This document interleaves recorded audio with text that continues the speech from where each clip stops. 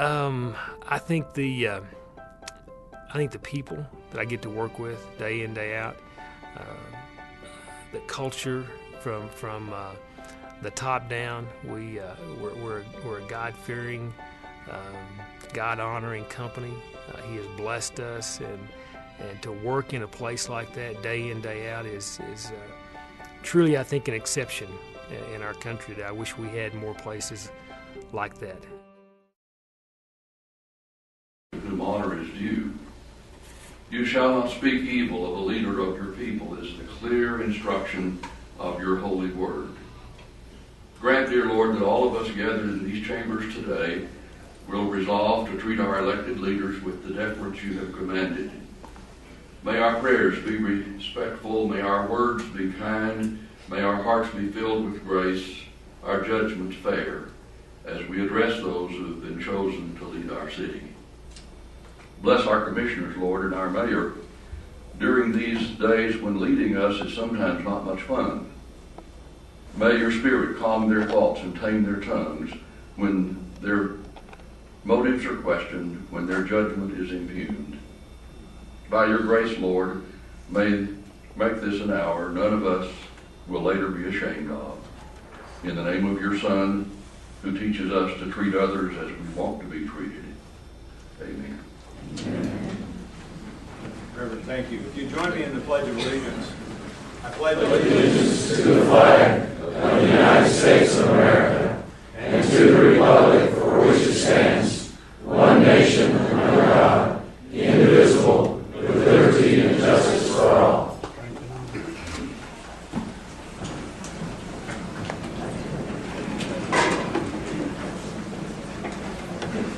Well, we know this is a very momentous day for our city, so I'd like to begin by welcoming you to the regularly scheduled meeting of the Amarillo Chamber, or the Amarillo City Commission, held on the third floor in the chamber of the City Commission at 3 o'clock every Tuesday. First item for business today we'll forego for a minute because we have first I want to tell you some of the things we're going to do today, and then we're going to have a special report on our water problem from our city manager. First of all, I'd like your indulgence. We're so pleased that so many people came with interest in this projects that we'll be talking about today. There is an overflow room in room 306 for crowd, and we would ask that people would use that if possible because of the fire codes. Absolutely, for those that are down there now, we will have time for anyone to comment today. Pro or con, everyone will be given an opportunity, so we invite you to use that room 306, and we will give you plenty of time to come up and comment if you're down there listening right now. So with that, we'd like to vary from the agenda slightly and get a great report on what has happened with our major leak out in the Carson County Wellfield line. So, Mr. City Manager. Thank you, Mayor. I'd like to visit just a little bit about where we are on that, and I'm going to attempt to do a show and tell without spilling everything that's on the dais. As the Mayor mentioned, the line in which we had a major failure Sunday morning is now back in service. We brought that line back up to its full capacity about 9 o'clock this morning. So for now, the Carson County Wellfield is back in full production. That's about half of the city's water supply. I think most importantly is how the public of Amarillo and Canyon responded, certainly Sunday, and to an even greater extent yesterday. We had phenomenal reductions in total water demand.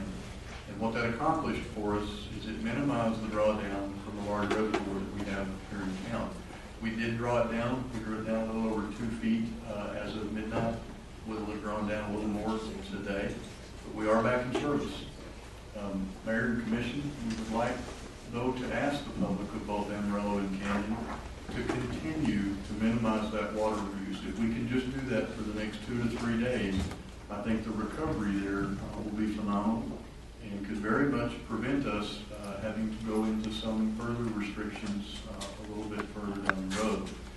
Would also note that there's another very good reason for doing that. Most of us have most likely by now heard that the electrical demand today versus the electrical supply is expected to be very critical. Just as the city has faced difficulties, I think Xcel Energy for today is in that same boat. What folks may not be aware of, though, at this time of year, one of the single largest electrical demands placed on their systems is us. It is the water system. The city's attempting to help out with that, just as they have helped us in the past. We are taking a couple of wastewater treatment plants and either minimizing the amount of electricity that we're using or running them on the on-site generators that we have. We're going to reduce some of the cross pumpage that we have that moves throughout town. It's not necessary to meet demand. And someone told me we turned off the lights on the first floor of this building even. Is that true? Okay. And the second floor. Okay. You'll also notice it's going to get a little bit warm in this room at some point today. Part of that's because it's an old building and the air handlers are very loud. Part of that is we're using our automated control systems to raise the temperatures in all the city buildings. But nonetheless, if the public would just continue to do this for 2, not more than 3 days, we will have come through this in phenomenal shape. We lost a pretty unique piece of pipe when this ruptured, and to have it back in service in roughly 48 hours was phenomenal. We enjoyed the benefit of having a very, very qualified construction firm, S.J. Lewis, on hand and available to help. A local welding company, Mays Welding, we worked throughout the night, beginning Sunday night about 7 p.m. and continuing, I think, until yesterday at about noon. And of course, I would suggest that your city crews performed very admirably. I'm very proud of them. In fact, we have several of them hiding over in the corner. Some of them may have disappeared. We're going around the corner. I see Mr. Larry West and Jesse Forrest. Kenneth, is that you back there? Kenneth McCall, Bruce Waltershop, Floyd Hartman. Is Emmett Faulkner here? Emmett has escaped for the day. Those folks jumped in early Sunday morning, and other than us demanding that they start taking breaks, they have been at this pretty constantly. Of course, your city environmental lab to do all the testing that was necessary, etc. Regardless, Mayor, the public has been phenomenal. We ask them to keep it up, and I'll now try to show what one of these ruptured pipelines look if I can do it without spilling everything on the dais. The line in question is a 45-inch internal diameter. And to picture one of those lines, and this is actually the piece that broke, you have a pipe that's basically 1/8 of an inch thick. This piece is no longer round, obviously, but it would generally be round. On the inside of that pipe, you have a lining, and it really is concrete, not cement. It has very, very small aggregate inside of it.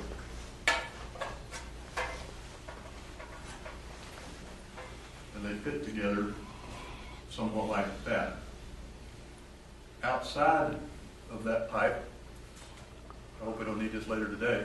I think you need Vanna White right now to hold it. Somebody can do this much better than I. Sure. Now I'm going to drive. All right, thank you, Vanna.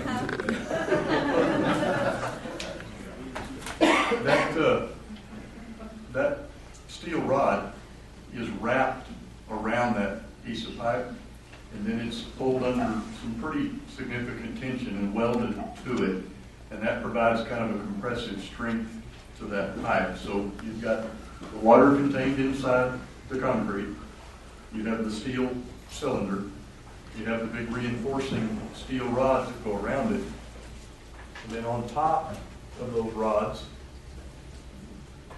is another piece of concrete. That's more like the concrete we normally think of, the aggregate in its reasonably standard size. When you sandwich all that together, you have a 45-inch internal diameter, and the outside of the pipe is somewhere around 50 inches. To give you an example of the forces, thank you, Vanna.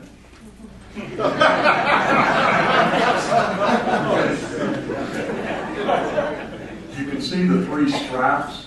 Maybe some of y'all are close to see the 3 stripes that are in that. Those stripes are where that wraps around that reinforcing steel. To give you an example of how closely wound all that stuff is, it's pretty phenomenal.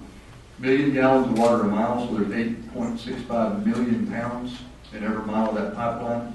It's pressurized in this case to about 70 psi, and then we put it in motion and it's moving faster than you can comfortably walk. So it's a pretty tremendous piece of infrastructure. and just couldn't be more pleased with the city and the contractors that got that back in place, and the public that pulled that water down to get us to the point where truly we're in very good shape. 2 to 3 more days of this, and we're going to have come out of something that really could have been much, much worse than what it's been. And we also want to help out the XL folks so that they can help me keep that well field running for today. Now that it's up, I don't want to turn it off. All right. Mayor, with that, I would attempt to answer any questions. If not, I'll pick up my message. Yes. If I can, there are times that this job delivers to us a great deal of pleasure. Sunday was one of those times. He described this pipe. Remember, half of the water supply for Amarillo comes through that pipe from Carson County. That ruptured early Sunday morning, I don't know, 8 o'clock or so. We were immediately on it, and we go out to the site and see our crews do the job that they were doing, and they completed the repairs. This is a monumental task. Think about it. You know, all of you, I say all of you, most of you probably have sprinkler systems. You understand what it is to repair a piece of that. Well, here's this 45-inch pipe, 6 to 8 feet underground, that ruptured because of pressure and was shooting the guys over the air for, 30, 50 feet, whatever it was. And they got on it. They blocked it off whereby they could keep the pressure up in the rest of the city water.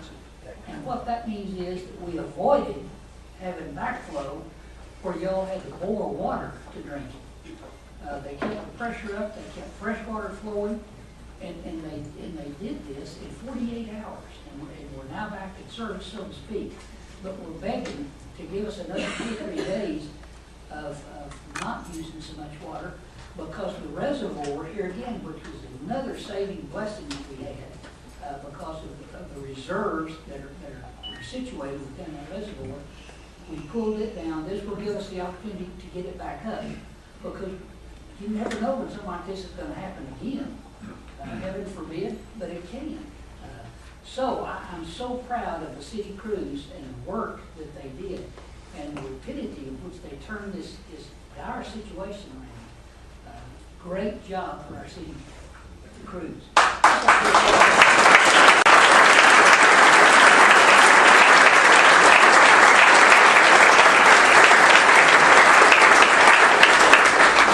And the citizens in there got back on the water. So. Everybody responded very well. It was a 20,000-pound piece of pipe, 20,000 pounds, and had a lot of expertise to get it in place. I want to thank. I was actually out of town at a baby's christening in Denver. Left for 24 hours. I'm not leaving again. The commissioners jumped in, and I was getting texts back and forth, and I was driving back, and they took care of everything. They said, "Don't worry." Well, you know, that's really what our city does. It doesn't worry because we have competent people doing what they need to do, and they were ready. Could not believe that on a Sunday they accomplished all that in a short period of time. So that is accolades to the city workers for doing what they do. Would you all please raise your hands again, the ones that Jared mentioned? Would you raise your hands, please? Barely. I know you don't want to be recognized. Mr. Roger came in. Mr. Rogers is back too. So, Mr. Mayor, Yes. what day is it that we can start watering our yards again? You know, if you keep playing man of white, I'll keep washing my clothes by hand. We'll start washing our clothes on Thursday, is that right? Thursday. Or what is it? We want to stay with the even odd days. Our request, Thursday evening, let's go back to the voluntary odds evens that we have in place now. Okay. Our fear today, and so far it hasn't shown to be true, is that once the announcement was made that the line was back up, all of the faucets in town would open. We'd lose in that case. I don't think that's happening, and we certainly ask folks to help keep it from happening. Okay. Thank you very much. Great report. Great city.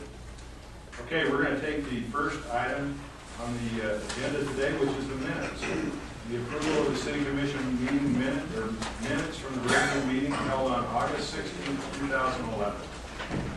Entertain a motion. Mayor, I move for approval of the minutes as presented. I second the motion. Any discussion or changes to the minutes? Not. All those in favor? Aye. Opposed? That motion passes on a 5-0 vote. Before we go into this next agenda item, let me tell you a little bit about what we're going to do with this. First of all, I'm going to read this resolution, a summary paragraph. I would like then to have the city manager go through a series of explanations about who has discussed, worked on, vetted, sweated over this thing being right. He will go through that, and then we will ask for comments from the public. Now, I can't tell from the other room, of course, but I'd like to see, as a management tool, a show of hands and how many people would consider, even if you don't get up, would consider getting up and commenting today on this.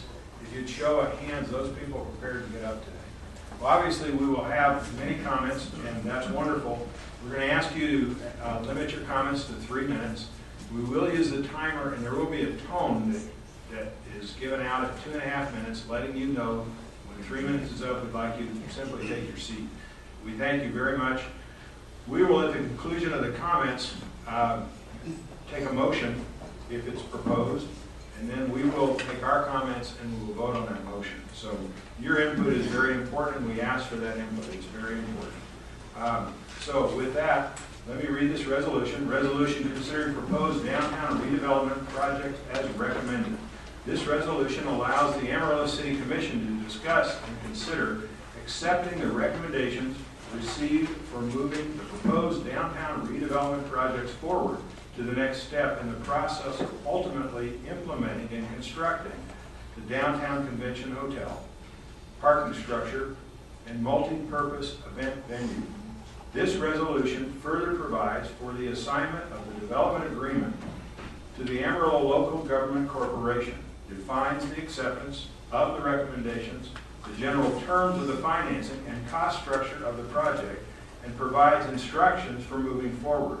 Finally, the resolution expresses the Commission's gratitude to the many partner agencies who have assisted in the development of this project. Okay, with that, I would like to turn the floor over to our city manager, Jarrett Atkinson, who will take you through a series of things that have led us to this point. Thank you, Mayor. Be glad to. And just kind of in line with that last thought, and you're right up there. There's been many partners who have helped us, and we'll certainly get to them at the end. But we have many of them here today. I'll not attempt to call the organizations nor the names, because I'll certainly miss some of them, but I can say from your staff standpoint, they've been phenomenal help. What you have before you today is the culmination of a process that in its most recent iteration has taken several years. Beginning back in 2006, the City Commission and a group of local interested citizens began to work on some of the original downtown committees. Over the life of those committees, ultimately a consultant was engaged, and the first strategic action plan for moving downtown forward was brought forth at that time. Following that, we began the process of studying what's the first most needed element to begin this process, that being a convention center hotel, and engage the process of bringing in a consultant, conducting a study, and attempting to get started on a convention center hotel, that being the Hunden Hotel study you often hear of. As these processes began to formalize, the City Commission put into place several new partner agencies over a period of time to work with an existing agency who has held downtown redevelopment as one of their prime goals forever, that being Center City. The new agencies that were created were the Tax Increment Reinvestment Zone number 1. Certainly an opportunity to bring a finance element to the table, to watch downtown grow and to take the success of that and reinvestment in that area and to begin to see the success thereof. Downtown Amarillo, Inc. was created. Downtown Amarillo, Inc. began their efforts to locate some specific professional expertise, to bring that on board, and match that then with an appointed group of board members who would bring their collective wisdom and experience to the table. They have been doing that for us now for several years, and they continue to do so. Also, as part of the development was the creation of the Amarillo Local Government Corporation. Its creation was considered back in February of this year, and then ultimately put into play shortly thereafter. I think we've heard from them very recently. As part of this process, Downtown Amarillo, Inc., fulfilling their charged mission, brought forward a development partner with whom we could work. As that process began late last year, continuing and culminating in February with the initiation of the development agreement, we put that group to work for the potential redevelopment of downtown. Throughout all of these elements, and again stretching back to 2006, a strong public process was put in place and has actually looked in on this at each and every step as we move forward. The developers went to work. They also continued the public process. They held numerous public meetings, continued to refine what they would ultimately bring forward. This resulted in a proposal. We saw this first come out in late June and then continue through to these most recent iterations. As part of that proposal, the City Commission had its partners who were working on their behalf and who were charged with reviewing that. Again, that initial proposal has been through the Downtown Amarillo Incorporated Board, the Tax Increment Reinvestment Zone Board, Center City Inc. of Amarillo, and the Amarillo Local Government Corporation, matched with several more public comments. As this was finalized, there was a presentation made of, okay, here's now an opportunity to look at three discrete elements and to consider moving those forward. Those elements were again presented to the public, to Downtown Amarillo Inc., Center City, Tax Increment Reinvestment Zone Number 1, the Amarillo Local Government Corporation, and then culminating most recently in a presentation to this body. Following that presentation the first week of August, all of this was sent back again to those partner agencies.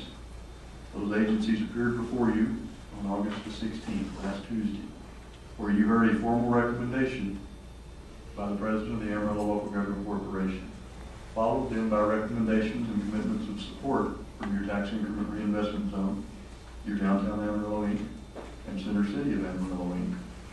At the same time, Mayor, that this was going on, City staff was also engaged in the process of conducting an independent due diligence effort on the project. To kind of recap that in a very brief summary, I would like to list those different agencies and entities that were involved in doing so. Of course, your city staff, and we are blessed with having the city staff here that just phenomenal expertise to bring forward. Not myself, of course, but many others. Specialized Public Finance, who is the city's long-standing financial advisory firm. I think their success on our behalf speaks well all on its own, just based on the ratings that this city enjoys and the very stout financial condition that we find ourselves in. The firm of Fulbright and Jaworski is the city's bond counsel. They have been involved intimately in this as we worked our way through it. Certainly a law firm with no small reputation, very good group of people. The firm of Strasburger & Price was initially engaged by the city to help us negotiate the development agreement that we had in February. They have also reviewed the relevant elements of the project for them. We had two separate studies done on specific business models for the performance of the project. The first being conducted by CSL, Convention Sports and Leisure, who analyzed the structure of the MPEV, or the multi-purpose event venue. The second being by HDS Incorporated, who analyzed the pro forma, or the business models, on the new proposed Wyndham Convention Center Hotel. Mayor, I'm pleased to report that as a result of doing so, you have received a summation of that. We do have it available. They find that those projects are certainly feasible within the bounds as presented. Where that brings us to today is your opportunity to consider taking action on the recommendation before you. If I could, I'll briefly recount those. This is about 3 pages of resolution, and I'll attempt to be much more brief than that. Your resolution today, should you choose to approve, will do the following.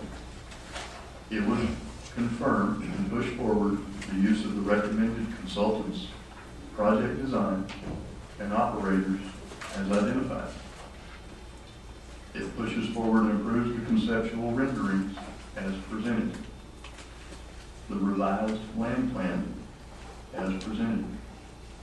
The hotel, the multi-purpose event venue, and the first structured parking facility as presented. That being a Wyndham, a stadium just to the south of City Hall, and a structured parking facility of 750 spaces across the street where today the old police department and courts building resides. Should you approve the resolution, you are instructing the Amarillo Local Government Corporation and staff to begin the negotiation of the formal agreements that would be necessary to push this project forward, to continue the development of the future Phase 2 projects, that being primarily work at the Civic Center, certainly a second parking structure, additional streetscape, and elements such as that. You're instructing the further consideration of the development of the Downtown Public Improvement District, the investigation of the acquisition of the Herring, the financing model and budget as proposed, and I think very importantly, a key element in this resolution then pushes all of these items over to your Amarillo Local Government Corporation. That board then assumes the role of project owner, of the group who will handle the negotiations and ultimately approve those negotiations, and within the outline or the box, so to speak, as has been presented to you, to take these projects and to make them happen. Within the bounds of that box, of that financial model, the general land use plan is presented. These projects will then be theirs to prosecute. Should there be a substantive change, that certainly would come before this city commission, as would routine and regular reporting. But this is the body that is preferred by state law to implement these types of projects. This is a 7-member board upon which you have placed some very outstanding individuals to apply their expertise, their knowledge, and their experience to doing so, and this resolution accomplishes it, pushes it forward to them. Finally, the resolution as it's written is your opportunity to provide thanks to this truly innumerable group of folks that have helped get us to this point. It has been a true community effort, and it's been an effort that didn't just start in the last few months, or truly even in the last few years. So, Mayor, with that, I'd be pleased to answer any questions there might be. Well, first, I have a correction to your report. That correction is that you said that you were not as involved with it. That is absolutely wrong. I saw Jarrett, I got an email from him at 11:30 at night as he poured through these figures and numbers and was careful to protect our city. He was doing a yeoman's effort. And I would tell you this commission is too. I'm proud of serving each one of them because they have put an unbelievable amount of effort in discerning and protecting this city as we move forward and expand and explore these opportunities. So we will move next to comments about the address given by our city manager, but to the resolution in general. I would ask people to do this. Please come forward. Please respect everyone else's time. We'd like to give your name, your address, and also if you're here representing the group, if you indicate the group. We will again start a timer as soon as you begin at 3 minutes. We will buzz you at 2.5 minutes. We hope you're off before then, if it's possible. If not, at 3 minutes, we'd ask you to please take your seat. It is very important we hear from everyone. Okay, so we would ask you to begin. If you would step forward and make comments. Good afternoon. My name is Steve Dawson. I'm at 7902 Prosper. I want to jog your memories a little bit back a few months ago. As we get to this point where we are, a lot of discussion was talked about the downtown development during the recent mayoral election campaign, the city commission election. We were all told at that time to don't worry too much about it yet. It's still in its infancy. We don't even have a number. It's all hang on. Don't get too upset about it. But when we do get there and we have a number, we will put it to a vote to the citizens of Amarillo. I listened to the recap of Mr. Atkinson, and we're from the beginning till now, and I seem to miss the point in there where we were going to put this to a vote to the citizens of Amarillo to make sure that now that we have $113 million on the table, we want to make sure that the citizens of Amarillo are in majority agreement with, are they willing to do this, and are they still willing to take up any need of that cost if this project does not go through. We've heard a lot of progress about what's going to happen when this progress goes through, when it works, and all the things down the road. Well, my question is, what if it don't? And we want to make sure the citizens understand that if it don't, what role will they play as far as this burden being thrust upon them. So I'd like to ask that we would put this to a vote to the citizens of Amarillo to ensure that now that they know it's no longer in its infancy, it's no longer just a forethought in this process. Now we're here. We're here where we said we would be one day. So I'd like to challenge you to your challenge you left to us to say, hold you to it. You said we will put this to a vote, and several of you said it will come to a vote in your campaign. And so now I challenge you to hold up that promise that was made during the campaign, and let's put this to the citizens and see where they stand on it if we could. So I'd like to ask each and every one of you to consider putting this to a vote. I think it's mandatory before we go any farther. I think now that everything's out on the table, we need to ensure that we have a complete majority decision on this, if we will. Thank you. Thank you.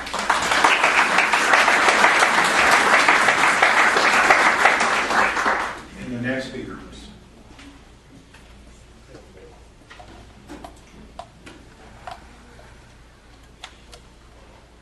Good afternoon. My name is Craig Henderson. I live at 7410 Lindley Place.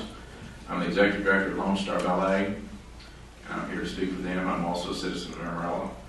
I'm here to speak for the proposal. Although the arts weren't brought in as early as we all would like to have been, we had a very nice meeting with Mayor Hartbold, Commissioner Green, and Jared Atkinson. I want to state that Sherman Bass is one of the most professional and pleasant people to work with. We have, as one of the resident companies, Global Center, we're dealing with him all the time. We had some financial concerns. Jared met those. We worked those out. We feel comfortable with the money. I have one major concern, as you all know what it is. I am concerned about the footprint of the parking garage and the hotel. I realize that you're having a resolution today, but I asked no shovels been turned. I asked that to be reviewed and flipped. It would help our patrons, and obviously it would adversely affect the hotel. Thank you for your time, and thank you for your service. Thank you.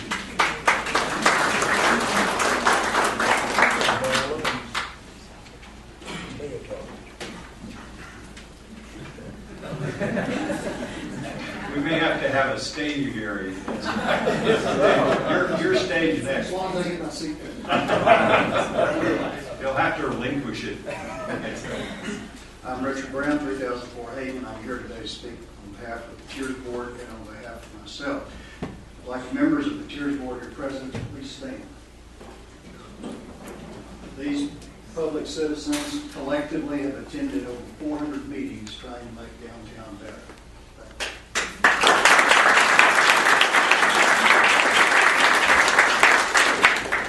We each have our own views and can each speak to them today. I want to speak for myself now, and that is this. We've held public meetings. We have conducted street and housing surveys. We have located the hotel site exactly as proposed. We have proposed a outdoor performing arts stage 60 feet from the MPEP. When did we do all that? We did that in 1989, 22 years ago. It is not enough to just have a vision. You must also act on it.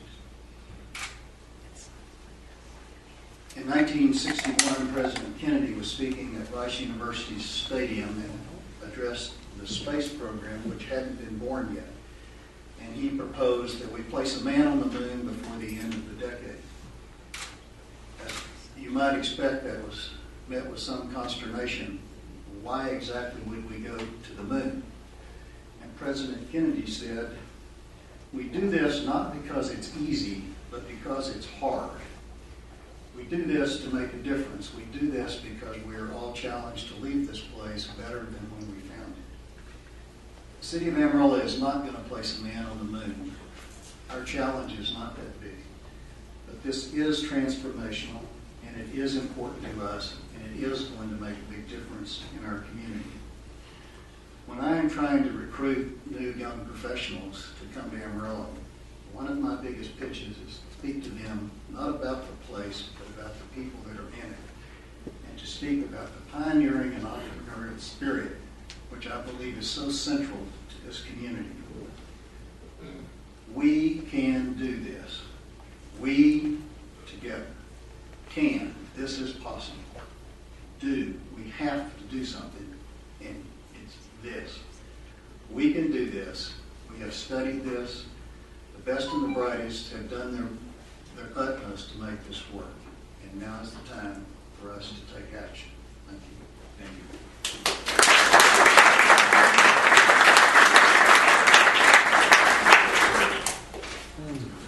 Good afternoon. I'm Danny South and reside at 7003 Wind Ridge. I have numerous concerns about the $113 million downtown revitalization plan for Amarillo. One of the concerns is the potential for a city property tax increase if the proposed plan should fail. To ensure the citizens of Amarillo will not have their property taxes increased due to the downtown revitalization project phase 1, we the citizens request the city commissioners, mayor, and Wallace Pajali development partners indemnify the citizens that no tax liability will result as a consequence of the project. Should you choose not to indemnify Amarillo citizens against property tax increase, what protection will you offer the citizens that the city property taxes will not be increased due to this redevelopment plan? One valid option would be to purchase municipal bond insurance that will protect the citizens of Amarillo. Personally, I'm not totally opposed against the efforts of the downtown revitalization project, but the timing on this $113 million project is truly bizarre.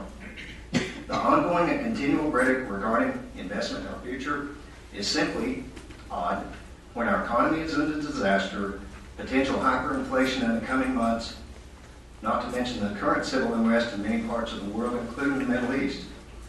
And to compare previous projects, such as Amarillo College that was constructed during the Depression of '29, an institution for higher learning, to a ballpark for at least a fledgling baseball team, most definitely falls under the category of apples and hand grenades. If in fact this is such a great opportunity for the citizens of Amarillo, why can't we at least table this project, at least until our economy gains ground and we can have a stable outlook in the near future? Thank you. Thank you.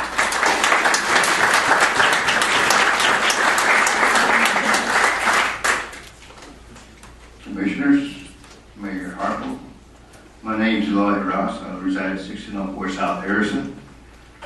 Mayor, man, you have been out there in Vietnam. You served on the ground forces and I served on the water fighting communism.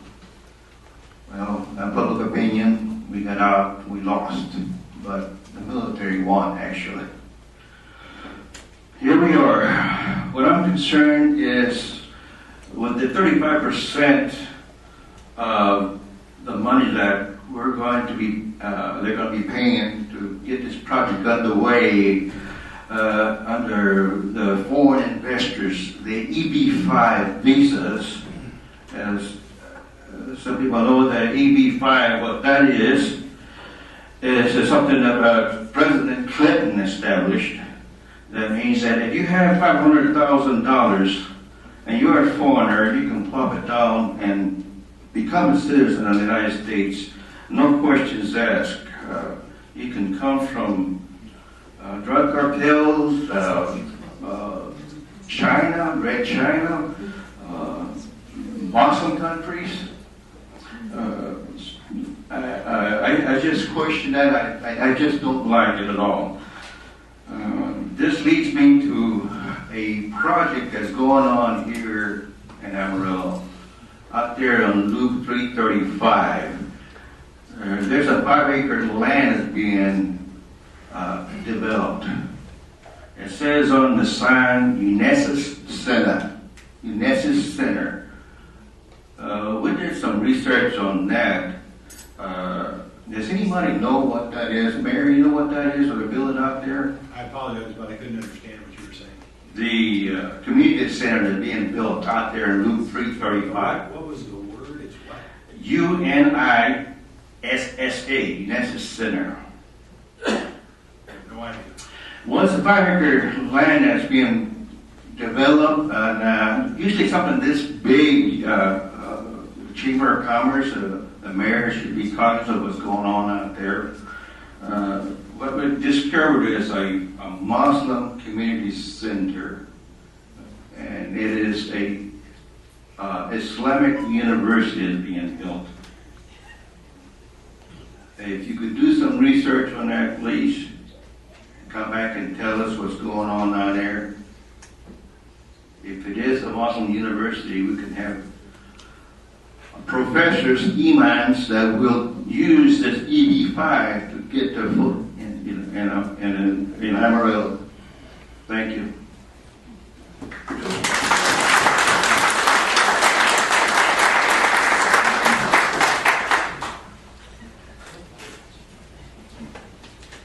My name is Kathy Ravel, and I reside at 4827 Tulip Avenue in Amarillo. Thank you for this opportunity to speak to you, my fellow citizens of Amarillo, my fellows. I've come about the downtown redevelopment project in regards to the financing of this project. One of my concerns is about the EB5 visas. I've gone online and looked at what I can discover about what it means, what it entails. It has the potential to result in the citizenship of people who do not have any desire to take the oath of allegiance to the United States or our Constitution. It's not required, and all the other requirements necessary to become a citizen. As a citizen of Amarillo, I would like to know what means have been taken or will be taken to assure that the people accepting the EB5 visas are willing to fulfill these requirements in order to conform to the rule of law or accept our Constitution. So I have a proposal that to ensure that all EB5 green card visas issued for investors and all of their family members will be vetted by the FBI or Interpol system to verify that these people will not have participated in any anti-USA or anti-Constitution activities, including terrorism, involvement with drugs, socialistic Marxism programs, jihad, or any program or programs that are against the Constitution or the heart of what it means to be a U.S. citizen. If that's not possible to vet these people and their family members, what assurances do you provide us as citizens in Amarillo that they will not be the recipients of someone who does not have the best interest of the United States and Amarillo at heart? It appears that Amarillo is in a hurry for this project now and for it to come to fruition, and that it seems as though we're trying to sell U.S. citizens for money, U.S. citizenships and or permanent residence. And I just want to add one footnote to this. I really hope you're very careful. My husband and I have a son who is in Iraq right now for his 4th time. He's in Special Forces. I really hope you'll examine this because I don't want him to come home to what he's left. Thank you.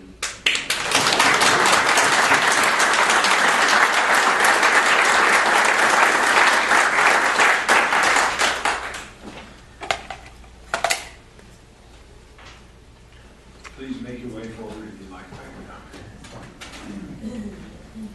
Good evening, Mayor and Commissioners. I'm Keith Graves, and I reside at 2326 Northwest 11th Avenue, 79107 here in Amarillo, Texas. And it is my prayer that you all, as the leadership body of this city, will move forward in helping to grow Amarillo.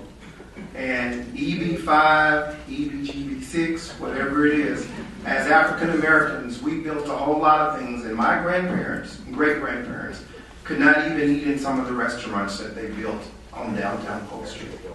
They helped to build the Civic Center. They helped to make a whole lot of changes in this community and this city as a whole. It has been said that you had a lot of things that were discussed in political platforms. But at the same time, the constituency, again, voting constituency of Amarillo, the majority rule, with a crowded race, voted some of you 77, as far as 80%, to come into this commission and represent the citizens of Amarillo, Texas. And it is my hope and my prayer that you will do that. I'm not about to sit here and browbeat after all the meetings I've attended on what the figures are and what the facts are. I think they've been well represented. I don't think we have bunny foo-foos or dumb people who have researched. And I mean, when you take guys that have been as big as going to see Cowboy Stadium built, and they're in our city trying to tell us how we can develop things, I think you've done a very good job at vetting people. I ask that you make the decision to assign this to the proper entities involved that we can move forward. The job security that it will bring for construction. There are a lot of people in my community that need jobs. And I have so many people, it breaks my heart to hear of the people who don't want to see construction and downtown development and nicer buildings with aesthetic value. And I drive every day from a neighborhood where I beg of you to come in with a bulldozer. And how we can be so limited in our scope of what the future holds for Amarilloans is beyond my comprehension. So I really hope that you will take into wholehearted consideration the need for that. I've been in the hotel business. I come from the Hotel Crescent Court downtown Dallas and know that the American Airlines Center and all those places surrounding that are fed into, whether it's conventions or basketball or hockey or what have you, from people who come there and leave a sales tax dollar in that local community. Amarillo, Texas is one of the largest cities in the state of Texas. And I hate to hear people continue to reference it as something that just needs to remain for the next 25 years. And I hope I'm here to see it. Let's not leave a truck stop.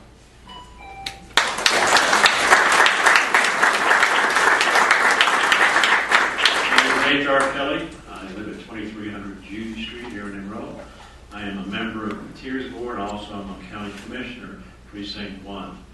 And I believe that this is one of the most important decisions this commission will make during your tenure as a commissioner or as a mayor.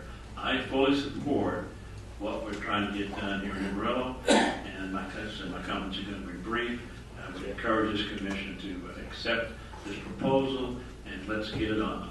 Thank you.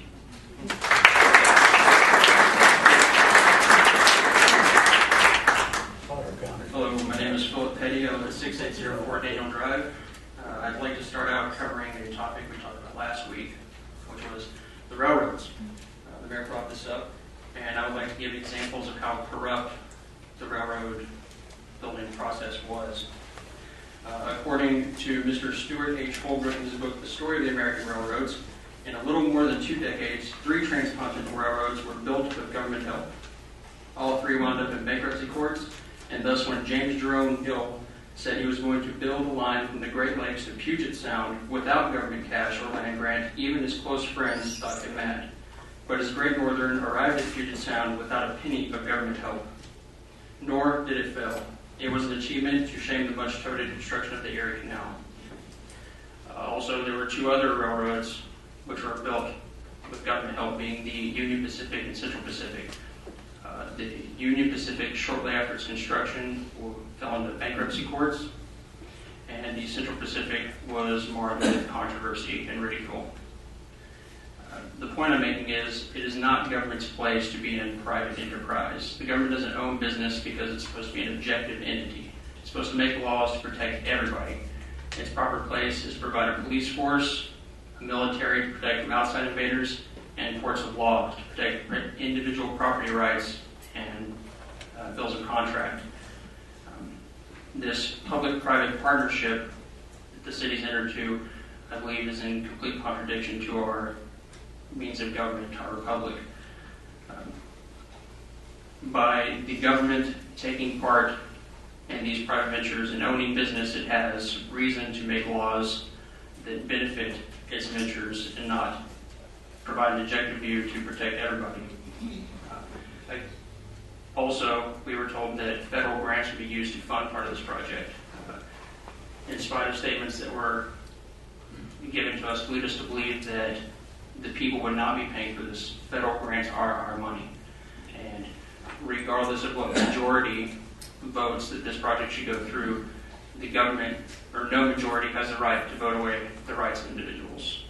our money via federal grants are our property, our rights that are to be protected by law. And there's no reason that should be taken away from us.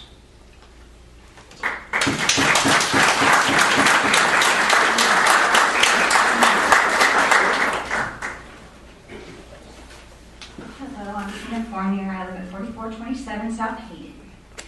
I haven't really been following all this very closely until recently, but I've read a lot in the last week or so about the project online and everything. I saw a lot of stuff was said about how downtown has deteriorated over the years, and I find that sad too. I mean, there's a lot of really great looking buildings down there. I'm not against, refurbishing those or trying to revitalize downtown. But I haven't heard anybody address why. Why has downtown deteriorated? Why are businesses moving out of there? I feel like if we don't address the why, we're just pouring water in a bucket with a hole. If you don't plug the hole, you're not going to fix the problem. You've got to find out why these businesses are not staying, why private investors don't think it's a worthy investment to do it without government help. Is the cost too high? Is there crime? We need to address those things first. Cost. Could it be the taxes are too high or property values are too high? The crime. How do we deal with, we have a lot of homeless people downtown. What can we do to solve those problems? The reasons why businesses aren't investing downtown. The other thing is I heard last week, and I've seen online where it says that we're not going to have our taxes increased. And that's only very literally true. The City Council has promised not to raise property taxes by a vote, not to directly raise our property taxes. But as Mr. Petty brought up, you're getting federal and state grants. That money is taxpayer money. That is money taken from the taxpayers, which you are then in turn using. So it is our taxes. And in order to recoup those costs and be able to provide more grants to more people, the government is going to tax us. It's going to raise our business taxes. It's going to raise my car registration taxes. It's going to raise my income taxes. Whatever. It's going to raise our taxes. It may not be a direct raise from the city council, from the city, but it is raising our taxes. It will raise our taxes. Other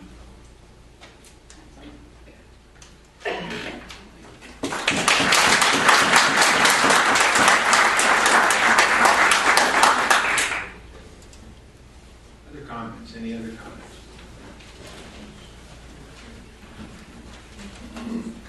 Good afternoon. My name is David O'Dell. I reside at 10300 Indian Camp Trail in Canyon, but I do business in town as the general director of Amarillo Opera.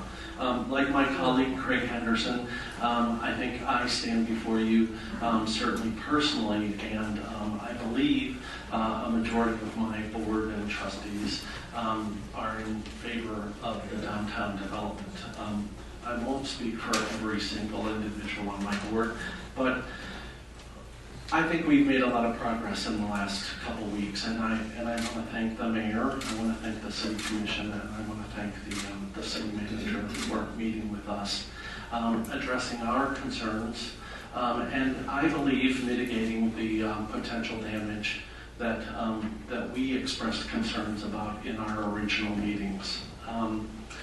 I would say that I do think we've come a long way, and I do stand here in full support of the project, with the exception that I would join my colleague Craig Henderson and urge the developers actually to reconsider the footprint of the parking garage and the hotel.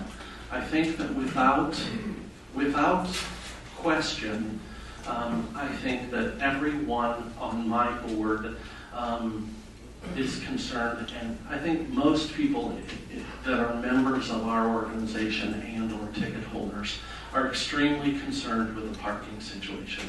It's the number one issue I think that everyone still is concerned about. I think we're going to make the financial things work. I really appreciate the careful deliberation and the extended long hours I know that Jared put in to make this funding plan work. That's something I think that we can live with.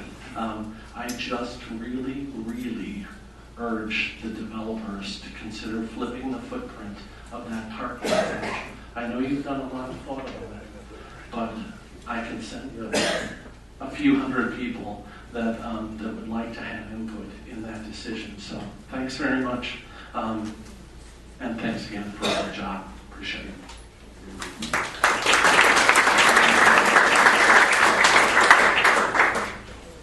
Sandra Dunn, 2709 South Van Buren. I'd like to reiterate what Mr. Dawson said. There were several candidates that did make the promise of taking this to an election. But I think of the flip side of that, and I look at our turnout of the last several elections. At least 80,000 registered voters in the city of Amarillo did not vote. 80,000 did not vote for whatever reason. That tells me they think it's okay. They think it's good to go. If they didn't vote, they must mean that they agree with what's happening. That's the way I interpret that. My concern is if we did take this to a vote, I think we're going to have the same results that we did last May. I believe Mr. Harbaugh, you had it best, loud and clear. So when 80,000 don't vote, that's saying go ahead. You have our blessing. Thank you.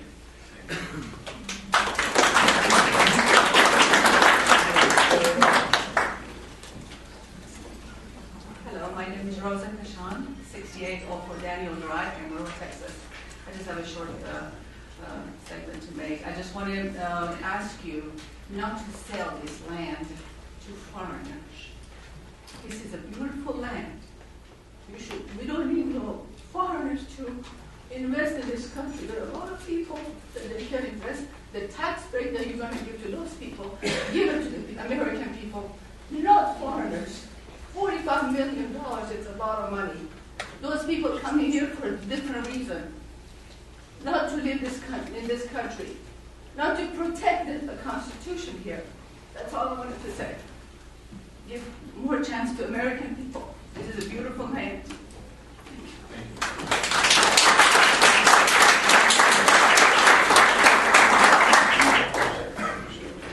My name is Carol Lockree, and I live at 6161 Cliffside Road, which means I don't live in the city limits, but I do live in Potter County. I'm also on the Tiers Board. I represent Potter. I just want to tell you, I collected taxes for a number of years, about 26, and when we found out that this was not going to impact the property tax rate, I was amazed. I could not believe that they could come up with these funding streams with the revenue to do it. It's just amazing. It's amazing. I thank the people that attended the meetings, the citizens that came and gave us their input. And I really thank all of you because I know you've worked hard. You've studied, you've learned. I have too. And I hope that you will move forward today for our city. Thank you.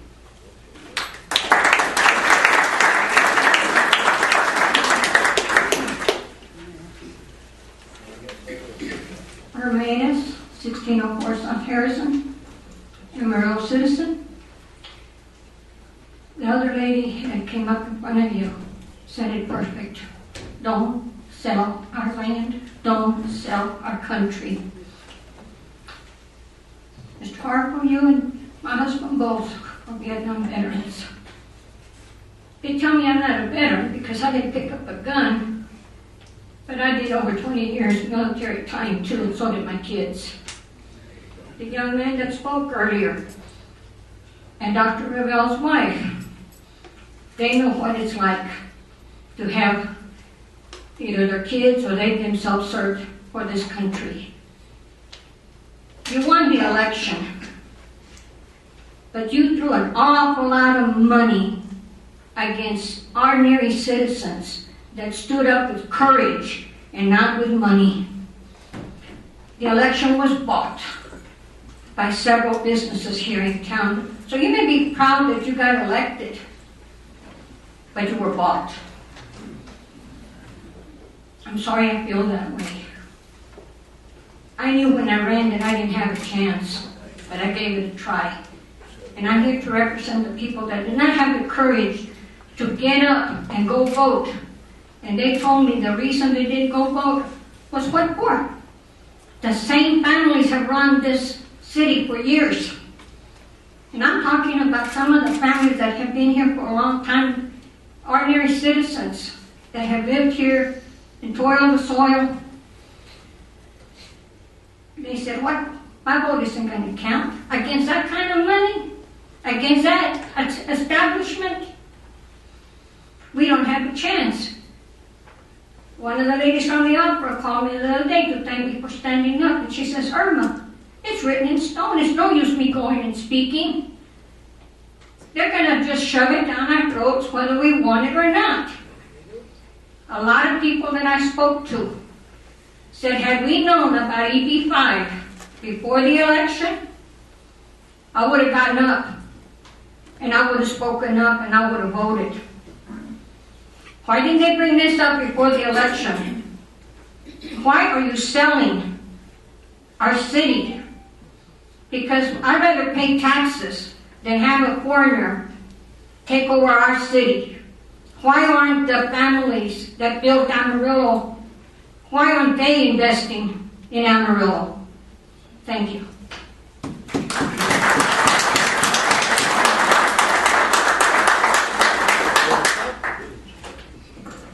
Good afternoon, Commissioner and Mayor Harples.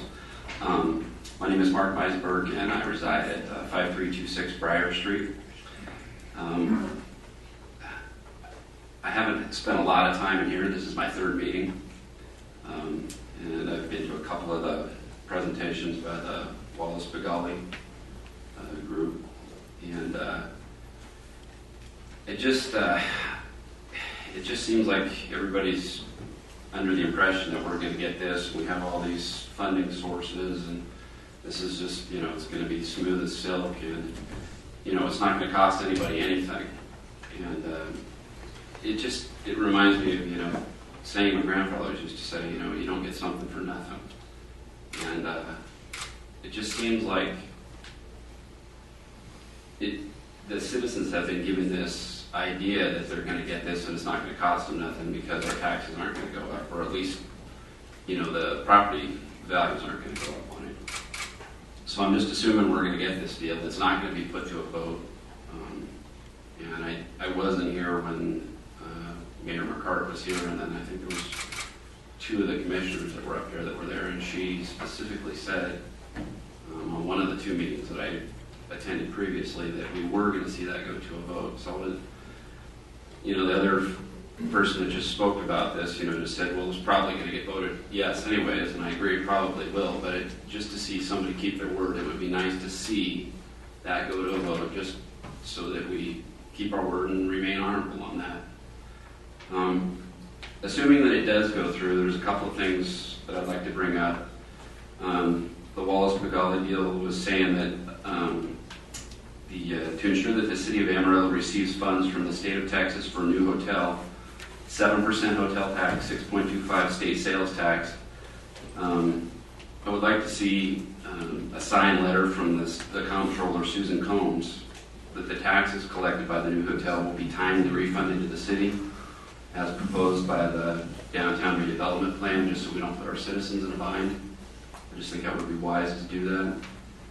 And then, if you can't provide this letter, what assurances do the citizens of Amarillo have that funding to finance loans can be met without incurring funds from taxpayer resources or taxpayers or other sources, and that we just don't have an immediate property valuation escalation like we just did in Potter County. And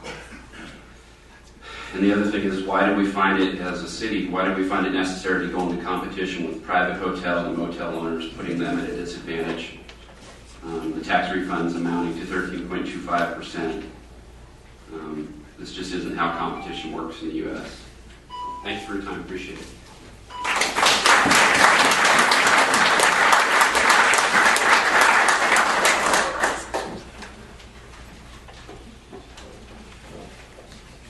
Good afternoon. I'm John Boone Blanchard. I live at 4512 Tutbury. I am a member of the Tax Increment Reinvestment Zone Board, and I'm here to speak in favor of the proposal. 20 years ago, no one would have predicted that the economy of Amarillo would diversify, that we would have a major Bell helicopter presence. Fortunately, the leaders of the community had the insight to create, back in the 80s, an Economic Development Corporation. They had the insight to look forward and to try to maintain what is essentially an island in the middle of the panhandle. I would submit to you that none of us can predict what the future holds. What we do know is that if we don't grow, we'll die. What we do know is that if we don't attract new business, if we don't attract new people, we will simply age and we'll die. We're not part of the Metroplex. We're not part of the I-35 corridor. If you go around to the capitals of this country, to the nation capital, you see monuments, you see statues. If you walk into the Capitol in Austin, Texas, you're greeted by monumental statues of Sam Houston and Stephen F. Austin. I would submit to you there's not one monument, not one statue of a man who said, we can't. We can't do it. All of these people had the bravery and the insight and the wisdom to say, yeah, we can do it. We're not going to remain a part of Mexico. We're going to be a new country. We're going to challenge the British. We're going to be a democracy. Everyone has said we can do it. Now we can sit back and say, gee, let's just stay like we are. We can continue to allow the community to age. We can continue in a path that does not attract new business or attract new people. But if we do that, then you failed this community. And we failed ourselves. So I would encourage you to do this because I believe this is, without a doubt, one of the best things this community has attempted to do. Will it work? None of us can see the future. None of us can predict what tomorrow holds. But what we do know is that if we don't try, we're doomed to fail. I thank you very much for your time.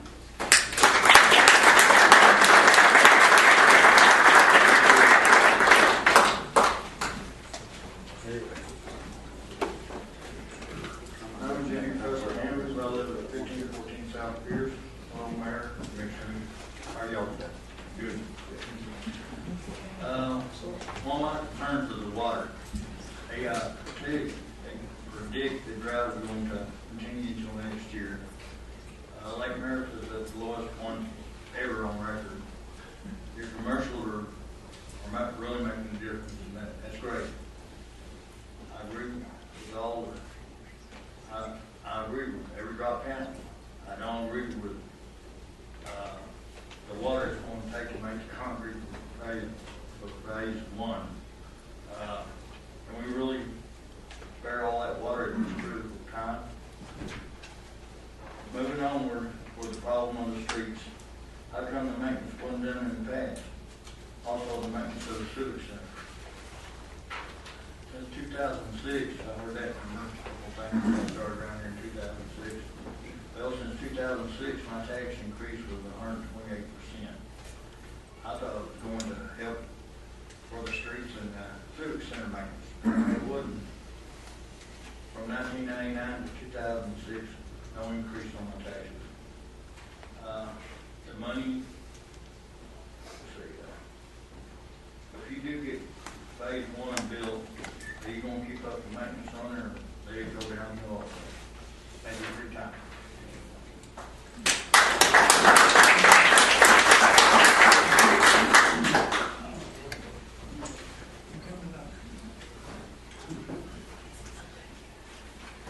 I'm Tom Simp, and I live at 4615 Van Winkle.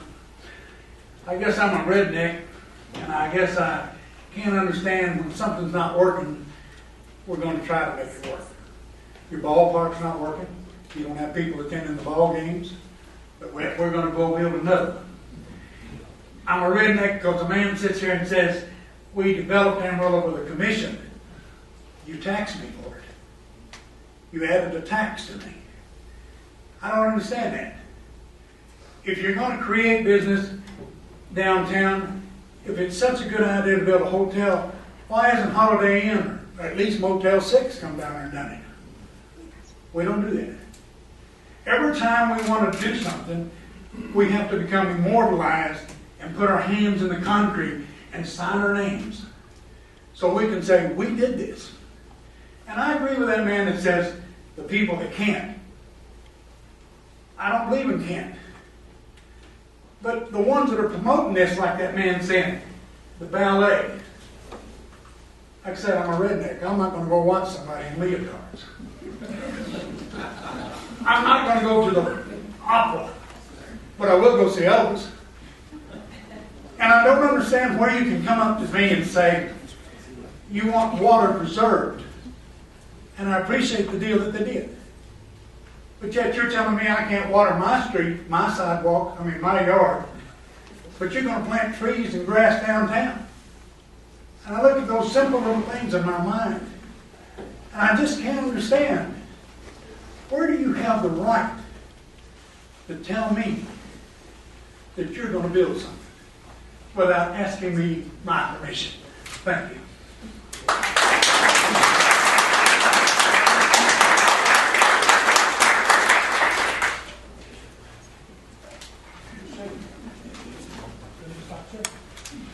I'm Jim Hale, 4109 Terrace, and brave and fearless leaders, we appreciate what you're doing for $10 a week.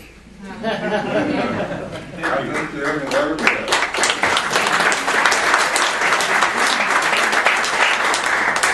I was 3 years old when I got here in 1932, and I love this town. But now I love the people in it, including our mayor and all the others. So thank you. I remember the drought, and all people could do was leave. They couldn't grow, they couldn't do anything. And I thank the way that our city manager is handling the water and taking care of it, which we really need. I don't know how many of you here, and I know some of them are about my age, but we had the grasshopper infestation. And I mean, we couldn't walk anywhere without stepping on grasshoppers. They were all over us. They ate everything that was green, and then they moved on. And that was some time, and I hope we never have to see that again. I'm here to talk about the EB5 investment requirements, which include targeted employment areas. With the $500,000 EBA TEA investment, each foreign investor must create at least 10 full-time U.S.-based jobs as a result of the investment. Some say that the jobs must go to U.S. citizens, but others say it is worded such that they're only for full-time U.S.-based jobs. Foreign nationals can be used to fill the job requirements. The investors and families get green cards and opportunities for U.S. citizenship after 5 years. Imported workers also get green cards and opportunity for U.S. citizenship. EB-5-3 legislation was part of a massive immigration bill in 1990, filed by Senator Ted Kennedy and co-sponsored by Senator John McCain. There was outrage from some of the congressmen from the start because of selling the American birthright to foreigners.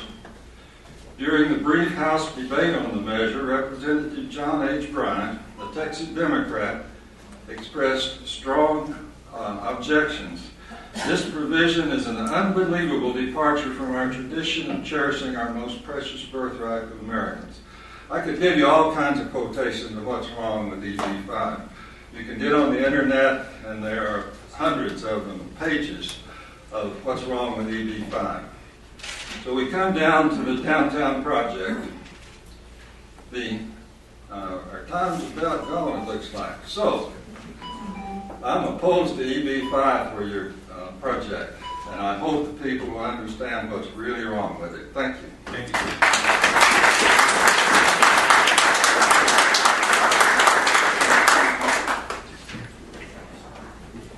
Hello, I'm Barbara Hill, and I reside at 4109 Terrace. The hotel and parking structure and multi-purpose venue center, the MPV, are only the beginning of big plans for Amarillo. In fact, there are over 20 projects, and construction could go on for over 20 to 30 years, covering over 50 city blocks. Sugar Land Town Square is a 1.4 million square foot, 32-acre mixed-use development 19 miles from Houston. Mr. David Wallace of Wallace Bajali Developers was mayor of Sugar Land from 2002 to 2008 when most of it was built. According to Wikipedia, everything except the Heat City Hall, Marriott Conference Hotel, and condos were put up for sale in 2008 or 2009. In 2008, the office space was more than 95% leased, but now it's 69% for office and 72% retail leased. Doesn't sound too good. Could this happen in Amarillo? Our economy is not going to get any better soon.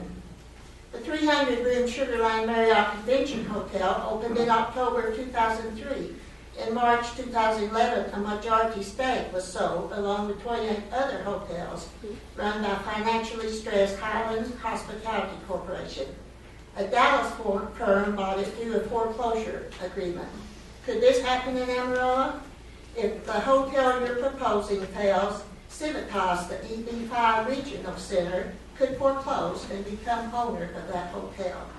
The Amarillo Master Development Agreement states, quote, the city will lease the hotel project to Wallace Bajali or its affiliate, and Wallace Bajali or its affiliate will operate and maintain the hotel project.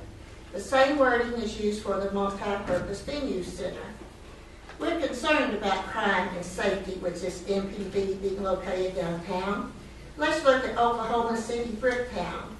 Channel 9, Oklahoma City, tells of the crime there for minors. There's an 11 o'clock curfew, but police said it's common for several hundred kids who gathered outside the Harkins Theater causing fights, vandalism, and petty theft. There was even a stabbing at the IHOP. It is only a 1 square mile entertainment district, but 9 to 13 officers have to be there on the weekend. The owner of the pizzeria has to hire his own security guard. Could this happen in Amarillo at the downtown stadium? Thank you. Thank you.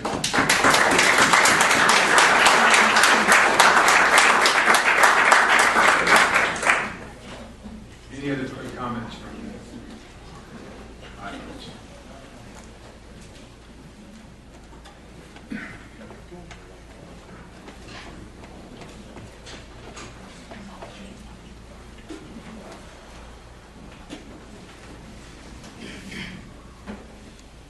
Hi, I'm Elizabeth Comerford, and I live at 7224 Old Kent. Thank you. If you could just pull that down so we can hear you better, man. Thank you.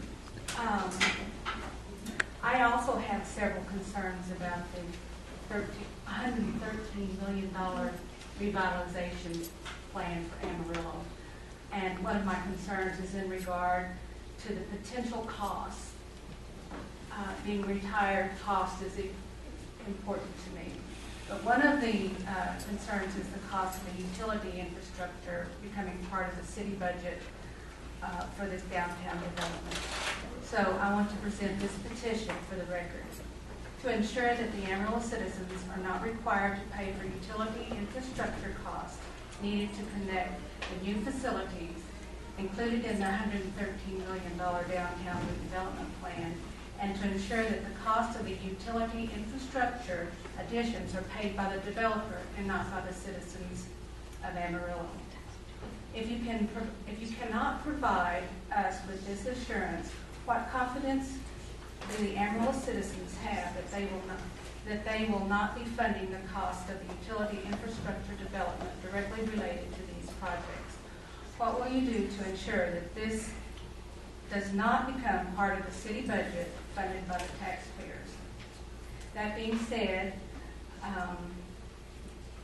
I have been retired for 3 years, and the economy has tanked in those 3 years, and it's impacted my personal finances to the point that I drive a 12-year-old car. I have cut off my TV. I have unplugged the TV and the cable bill. I've set my thermostat on 80 degrees at my house, and it's quite warm, and I've watched my grass grow. Excuse me, I've watched my grass turn brown. I'm not against the development I'm just concerned about the sacrifices that are going to be made by the citizens of Amarillo. Thank you. Thank you.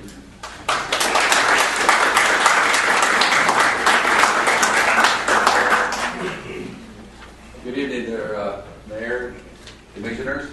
It's a pleasure being here to say a few words. First, I want to make corrections. Commissioner, would you mind giving your Oh, yes, name? I live at 1101 South Seminole. I'm Commissioner Perez, Manny Perez. Thank you. Everybody knows Manny, but my name is Manuel Senor. That's my real name. The reason that I came here and explain, I'm going to explain to you what I meant a couple of meetings ago. When I said about it was not Albuquerque, Lava, or Lava, Albuquerque, Waco, and those towns. It's that I said I was mean that we don't have the support of those big towns that they have on their own selves. Like Amarillo is a small town, and we don't have that big of a crowd to have all these big events. But we haven't got the place to have them. And Lava had carried all the big events from here, not from Amarillo, but they don't come here anymore with events like the singers and that because we haven't got the capacity. I would say this much, that I would support a civic center first, a civic center, so we can be entertainment in Amarillo. Another thing that I want to explain to y'all, the American League, Association League, drew a beautiful picture to me when they were trying to come into Amarillo. Well, I took that picture, and it was beautiful. It was a beautiful thing they were going to do to the stadium. But no, they were behind making deals with the city, and that picture will never be completed. But they have misled the county commissioners, all the commissioners, the Potter County people. The money that would cost to build the stadium in Potter County would have been about between $6 million and $10 million. And I knew that would be that, not $22 and $30 million like the downtown. And that's why I want to come here. I'm being honest with people. I love Amarillo, and I'm going to die in Amarillo probably and be buried in Amarillo. But I am not going to be misquoted by the Globe News because they're not my best friends. That I don't love Amarillo. My people have been here for many, many years, and I intend to die here too. Thank you. Thank you, Commissioner.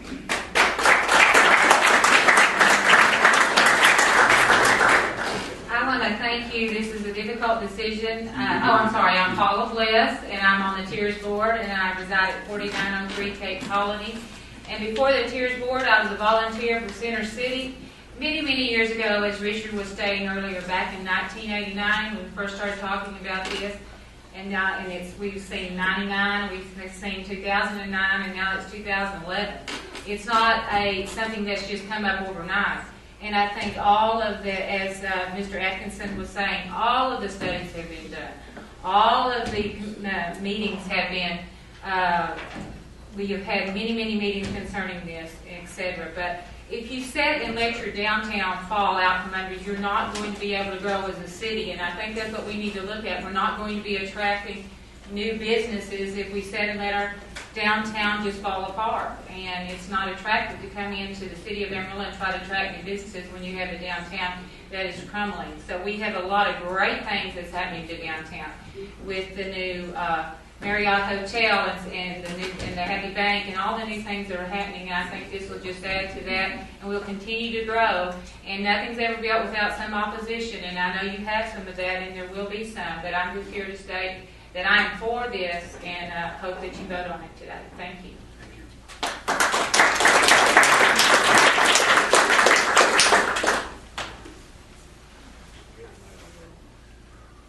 My name is Carol Smith. I reside at 1616 South Polk. And like Mr. Perez, my husband and I plan on making one other move other than the move we made to 1616 South Polk.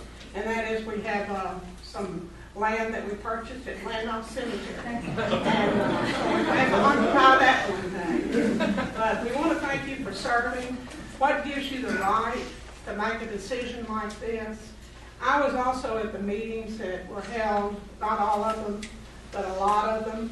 And it was my understanding, it was stated, if it required taxpayer money, that it would go to a vote.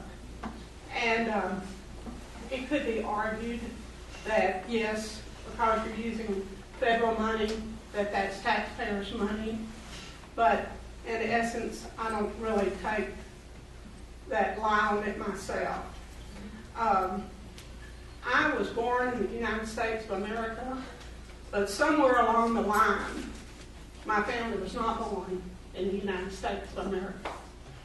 And I'm thankful for those that came from overseas and gave me the right to be a citizen of America. My granddaughter is an avid reader. She reads books by one of our local authors. And in the article and in the books that she reads, Piper says, "Get off the bus." And that's supposed to be about the most exciting thing that you can do. And I'm saying to you commissioners, the people of Amarillo have voted. They voted by an overwhelming majority. We voted in this things that we're talking about today. And I say to you, it's time to get off the bus. Let's do it.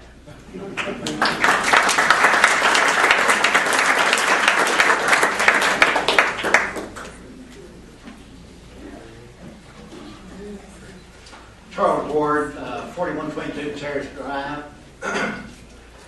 This sounds like a good deal. It's a big deal for Amarillo, and it sounds good.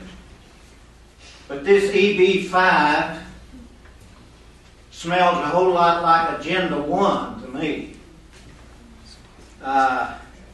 You know, there's a lot of building going on in America, and Americans are doing it.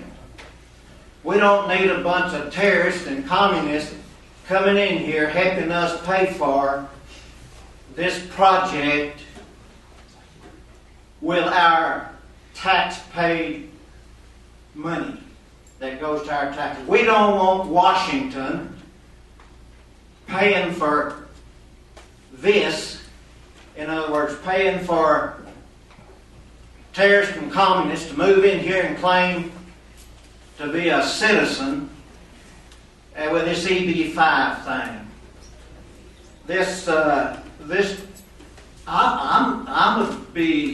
I'm glad that you're interested in having something like it. It'd be a great deal. Something this big, I would think, should not be brought to pass in Amarillo like the Obamacare was brought to pass in Washington, D.C. I think we ought to have a say. I don't think it's behind closed doors or open meetings or any other thing. I'd say let's vote on it. Now, I would recommend that you folks find out what's going on with the Muslims out here setting up a school system right here in Amarillo, since you don't know about it. Thank you.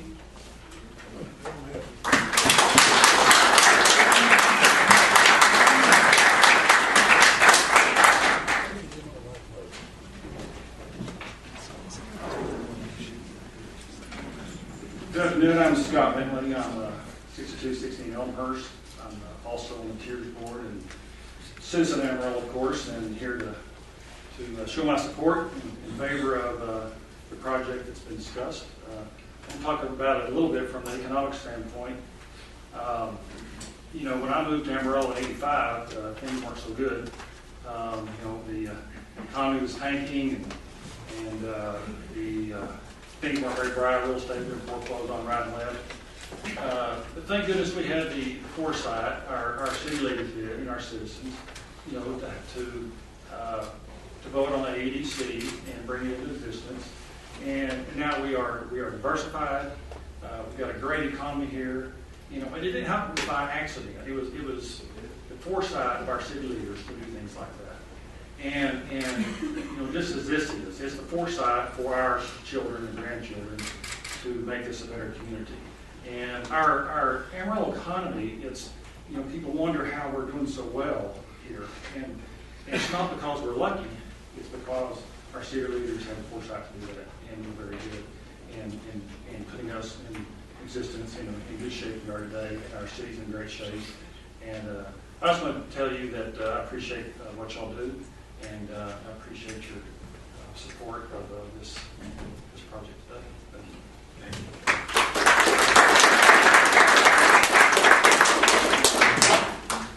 Well, you're coming up, Sunbird. I'd like to ask the people in the other room if they're going to make comments to please work their way this way. And if you'll accommodate them in the room as they come in, that would be great. I would also, before you begin, how many people in the room right now, we don't tie you to this, but how many still want to make a first comment? People that are still in the room right now. Okay, we're going to go ahead and then Mr. Summerford will work through that process. My name is William Summerford, 6103 Blue Sage, Amarillo. Commissioner and Mayor, this project, $113 million, is being built by private money, by increased fees, and by foreign money and some grants. The loans, EB5 money, I have a comment on what the Bible tells us about loans, that the borrower is a slave to the lender. And do we want to consider enslaving Amarillo with this kind of money coming into Amarillo? 38% of $113 million. Green card visas, their families, and no telling who all else. We could literally have thousands of foreigners come into Amarillo with this program. Do we want to be a part of a program that sells U.S. citizenship? Are we so desperate to do this project that we will panhandle it to foreigners that likely have far different values than we do? There's no requirement for them to assimilate, to adopt our values, the rule of law, under the Constitution. In fact, they may even insist on Sharia law or Sharia finance, like is down in Sugar Land, the bank. I recall from your previous conversations that you said you'd let citizens vote on this. Well, that's what I'm requesting. Examples of past projects, such as the Globe News Center and the golf course, have not always turned out where citizens don't wind up eating some tax money.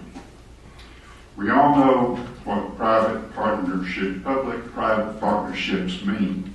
It means that the government grows bigger. Private citizenship grows smaller. That is how socialism creeps into our economy, with the government growing bigger and bigger, far different than the republic that farmed this country today. So accordingly, I request that you respectfully place this on the ballot for the citizens of Amarillo to vote on it and let them express their values. That's the way to get true citizen buy-in. Thank you.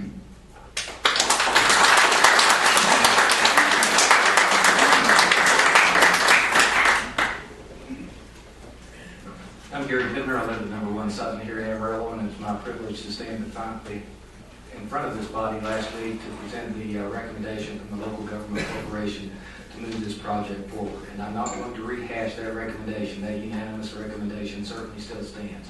But as I'm hearing the dialogue today, it reminded me of a story that I think I need to tell.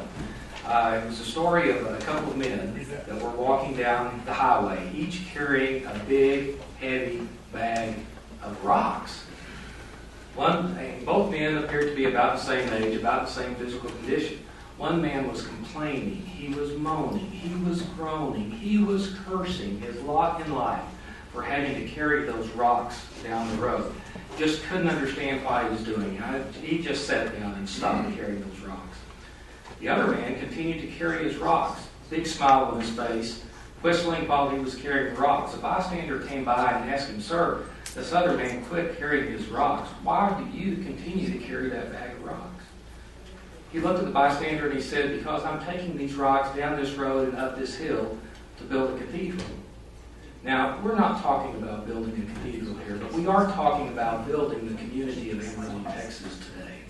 And I think it's incumbent upon us to take the resources that we have available to us, our pile of rocks, if you will, in this example, and build this community as this community's predecessors have built it for us. Thank you.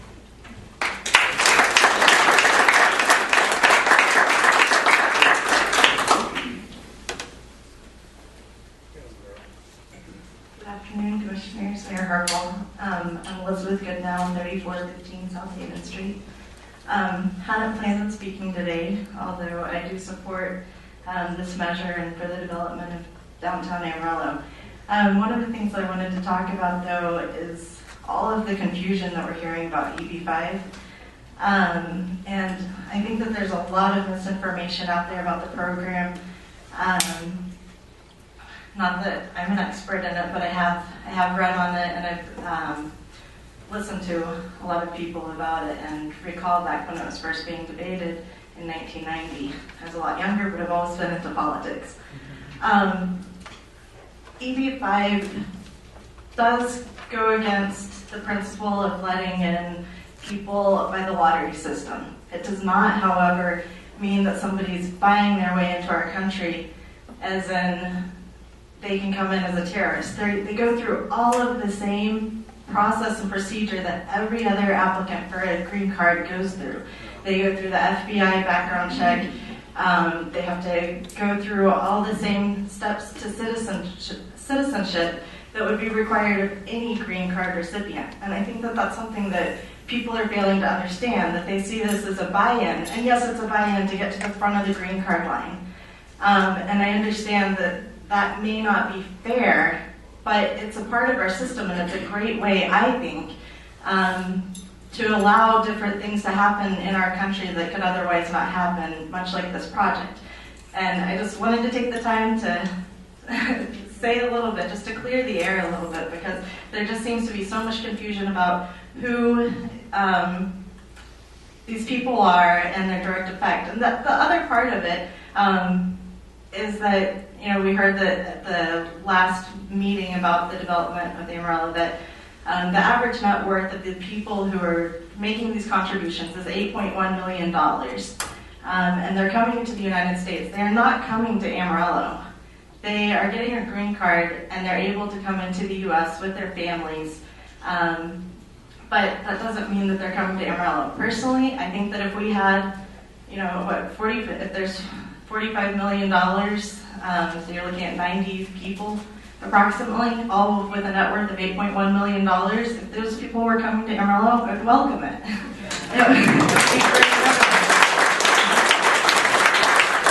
Thank you for your time.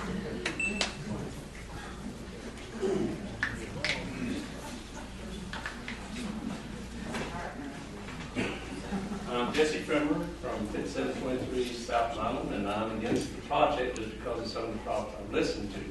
I was around during the AEDC development.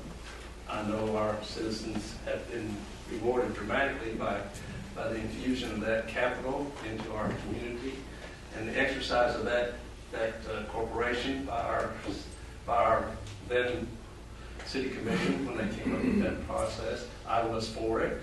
But again, it's funded by sales tax.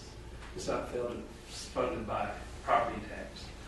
There is a constitutional amendment number 2 or 3, I think it is, that states we are not allowed to take property based on anything other than for development of a particular government entity. You're trying to build a government entity here that's going into direct competition with other businesses in our city. And that's what I see.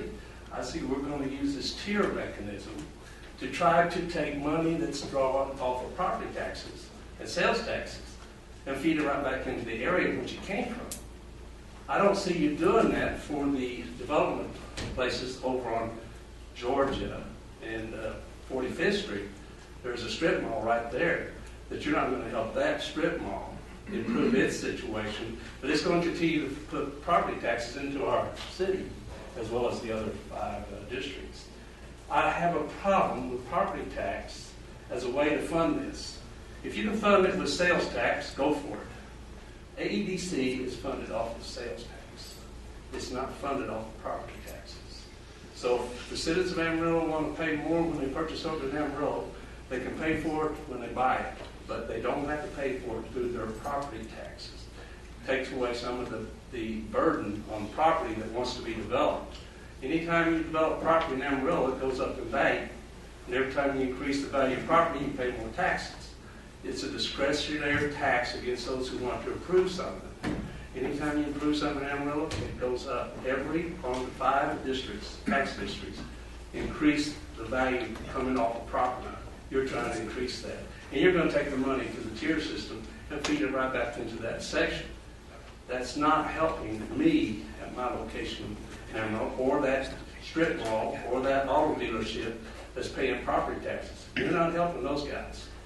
Those guys are still going to have property that's paying taxes but not getting any benefit. Thank you.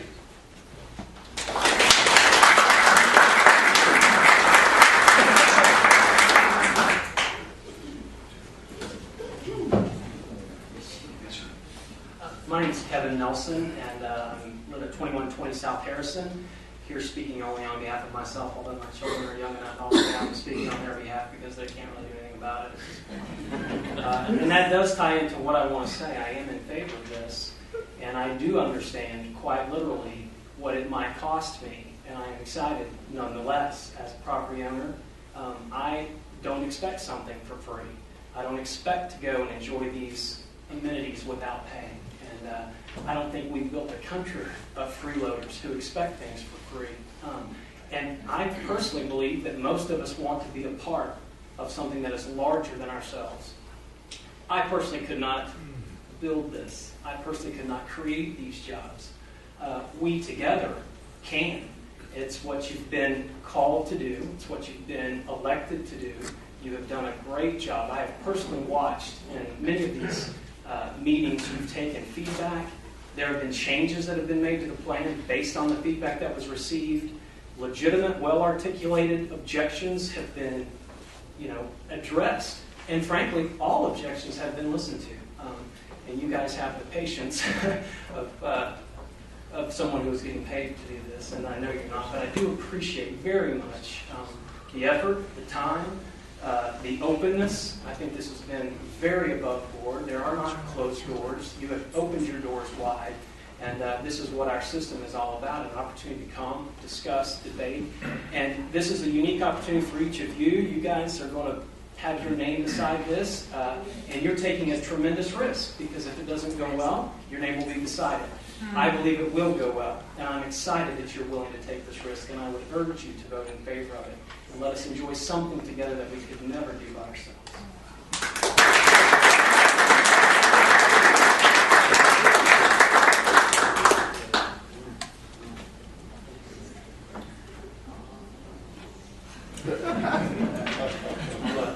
Just have a seat there, sir. You can take his seat. My name is John Skaggs. I live at 2601 Bowie Street here in Amarillo. My wife Sally and I have been on the Center City Board for 6 years. We have been in numerous meetings, board meetings, public meetings, meetings of every kind with all these organizations. We have 21 members on the board of Center City. These people are all officers, partners, business owners of some of the leading banks, real estate companies, law firms, and just about every kind of individual business you can name. My wife Sally had an interior decorating business in downtown Amarillo for many years. I was in the banking business for 30 years. I've made about every kind of loan there is to make. And I can tell you that these 21 directors on the Center City Board recently voted unanimously to devote $400,000 of our reserve funds to this project, because it is the best we've ever heard. We think it is the best thing that Amarillo could possibly do, and we are very much in favor of it, and we're ready to put our money where our mouth is. Thank you.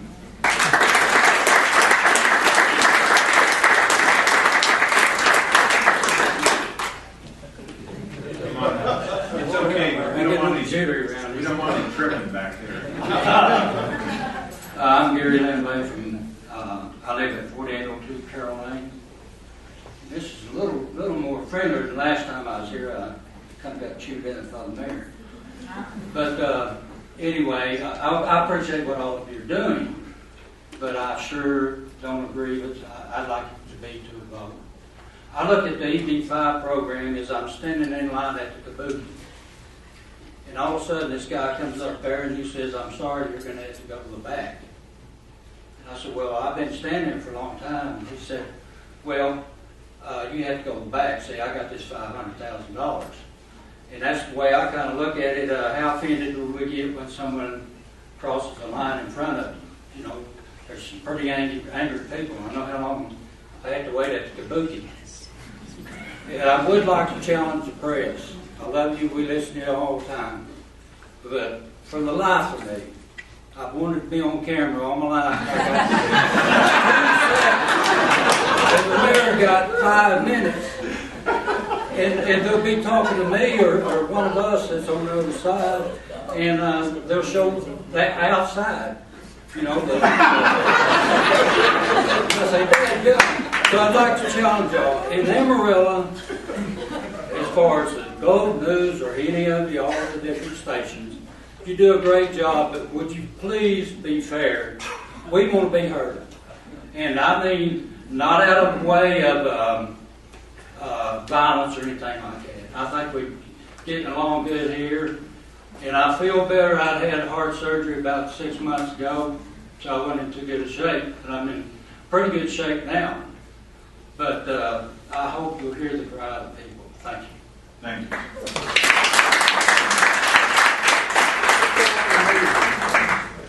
And invite anyone else to come forward.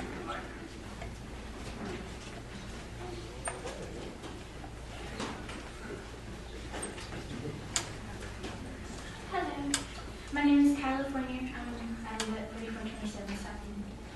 And I have just a couple things. One of the things that kind of makes me about the plan is mainly that hotels are not currently building downtown. I know y'all are planning to build a Marriott down there. And I think maybe that's because a lot of the hotels in Amarillo are built along I-40, but I-40 doesn't go out of the downtown. So just maybe if there are plans for future highway there, y'all are planning ahead for hover cars, which would be really awesome. But whatever. I think that the plan is well-meaning and it sounds really good. But I think that given the country's tenuous economic stuff currently, that it seems kind of misguided to do it right now. Because, you know, as Washington has showed us, debt is not a good thing. And raising taxes is probably not a good thing. So I think the citizens of Amarillo would be better served by a more fiscally responsible course that doesn't involve more debt or tax increases or more money being spent until our country is on a more solid footing. Thank you.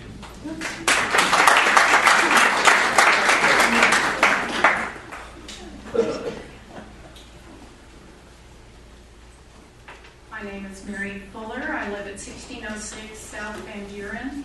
I've worked downtown for 20 years, and I just wanted to say I support the revitalization. I believe that if we bring back the core of Amarillo in the heart of the city, it will have repercussions all throughout the city, and it will be a win-win situation for all of us. Thank you.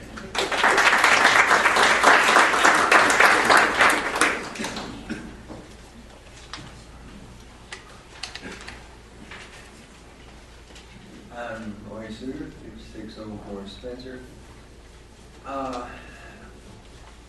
I think it's a good idea. I like your idea of the hotel, parking lot, that sort of thing. I think the stadium, ball stadium, we can't even get people to the one we have. There you go. I mean, you build a bigger and beautiful one, and I don't know, we're going to get in more people there except for concerts. Well, depends if it rains, then we're out of business there. But the point is, you've got a great idea. We need to get people downtown. We need to have a hotel near the convention center. You're going to get a lot more convention than people here that way. But why do we have to for sale. You've got all kinds of hotels or motels being built here in Amarillo already. Surely there must be some motel organization that would love to build down here. I mean, you've awarded people, money before just for them to get them here to do that. I agree with the guys that said, hey, you got the parking lot in the wrong place. You really do. Put it over there near between the Globe and between the hotel. That's logic. I don't know why I haven't thought of that before.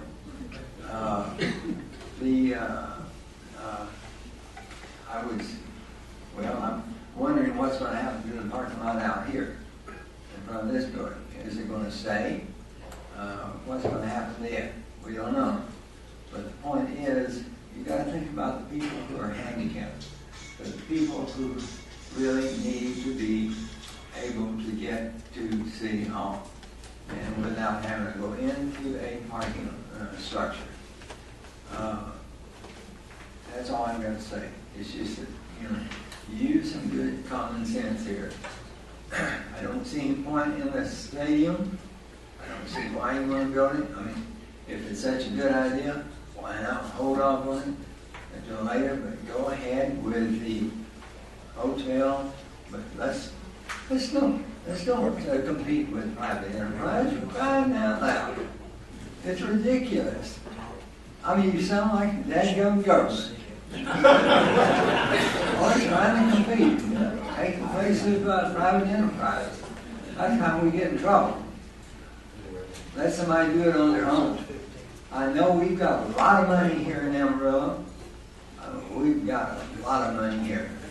And I know that we don't have to go out with EB-5 to beg people, foreigners, to come here and buy our citizenship and help pay for our stuff. We don't need that. Thank you. Thank you, sir.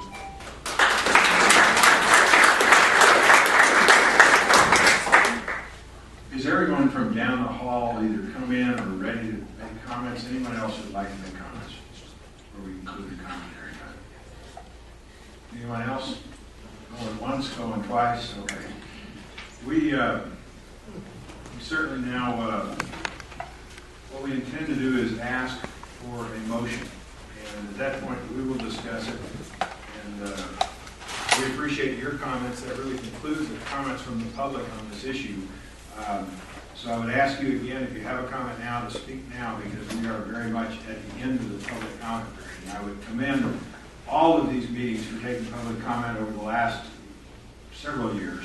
From the beginning of the Tiers Board, now I can't even think of the number of meetings where we had public comment. And many of you have sat through many of those very patiently as you have this. But your input at those meetings is critical. What has gotten us to this point, I reiterate that we want to continue that. So at this point, if there aren't any other comments, yes, sir.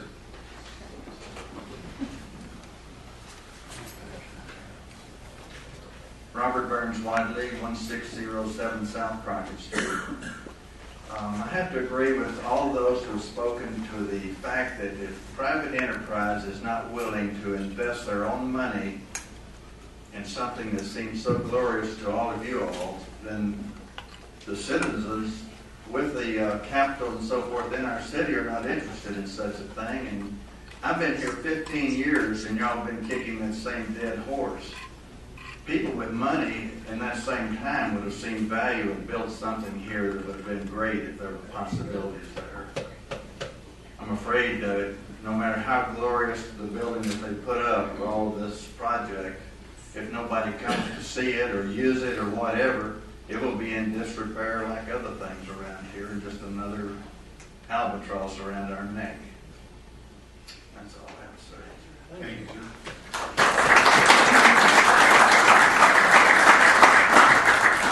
Anyone else? If not, we will entertain a motion. For the resolution number 2, which we delineated earlier.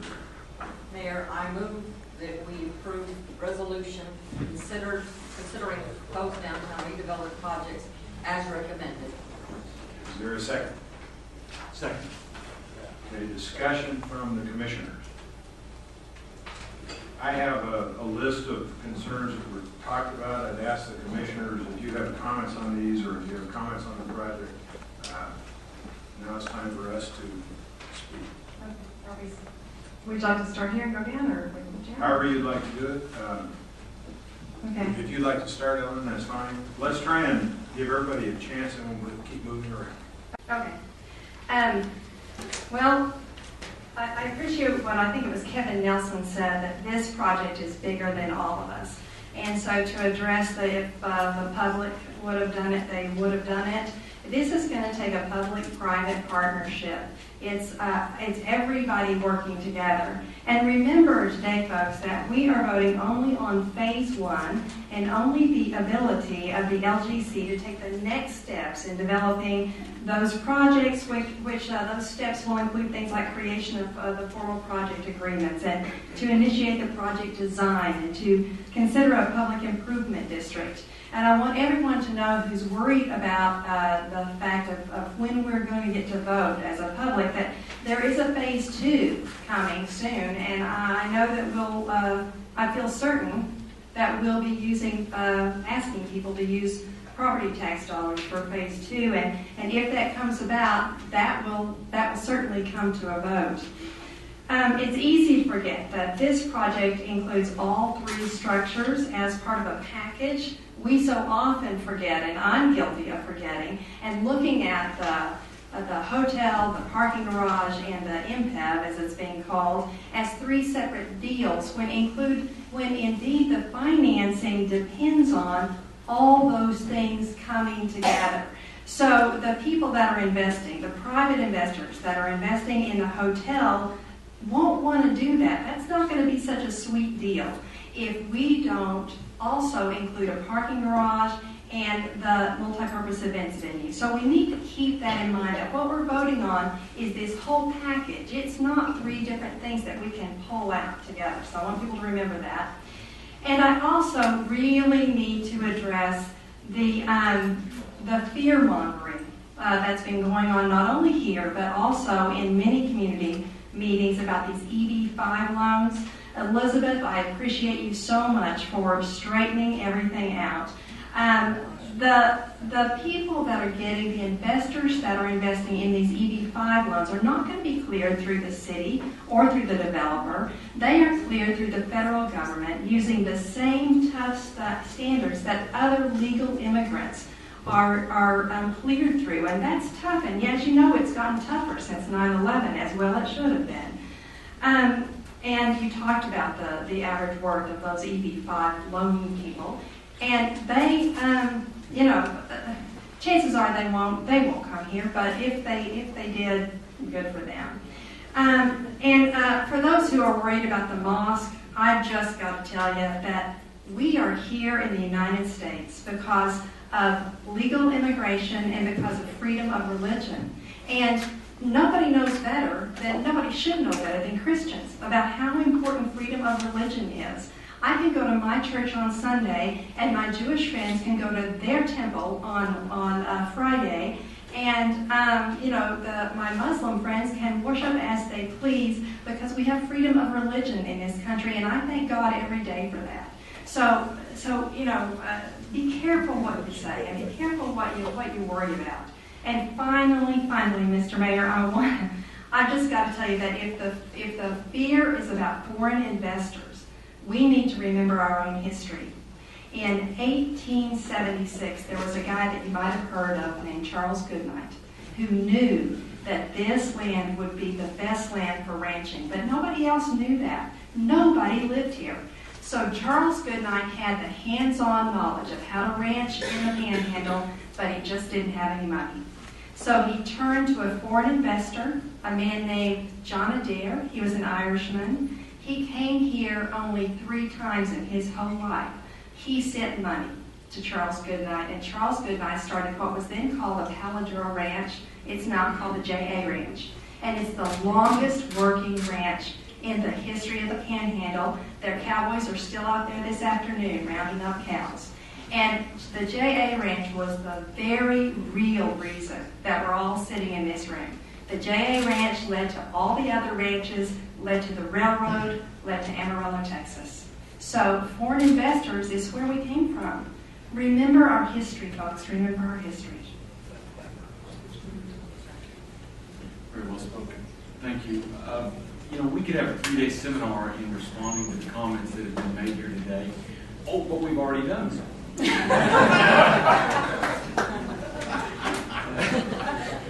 So, is that the last of your comments? No. But I just want to say that I too agree that I don't know what every statement that was made during the election season regarding downtown redevelopment, but I never heard anyone make the statement that no matter what occurred, we were going to take an initial phase to a vote. I did understand that if people's property taxes were going to be raised, that we were going to take that to a vote, and that was said many times by many people, and I agree with Commissioner Green, and I believe that the people may soon have an opportunity as we begin to look at phase 2.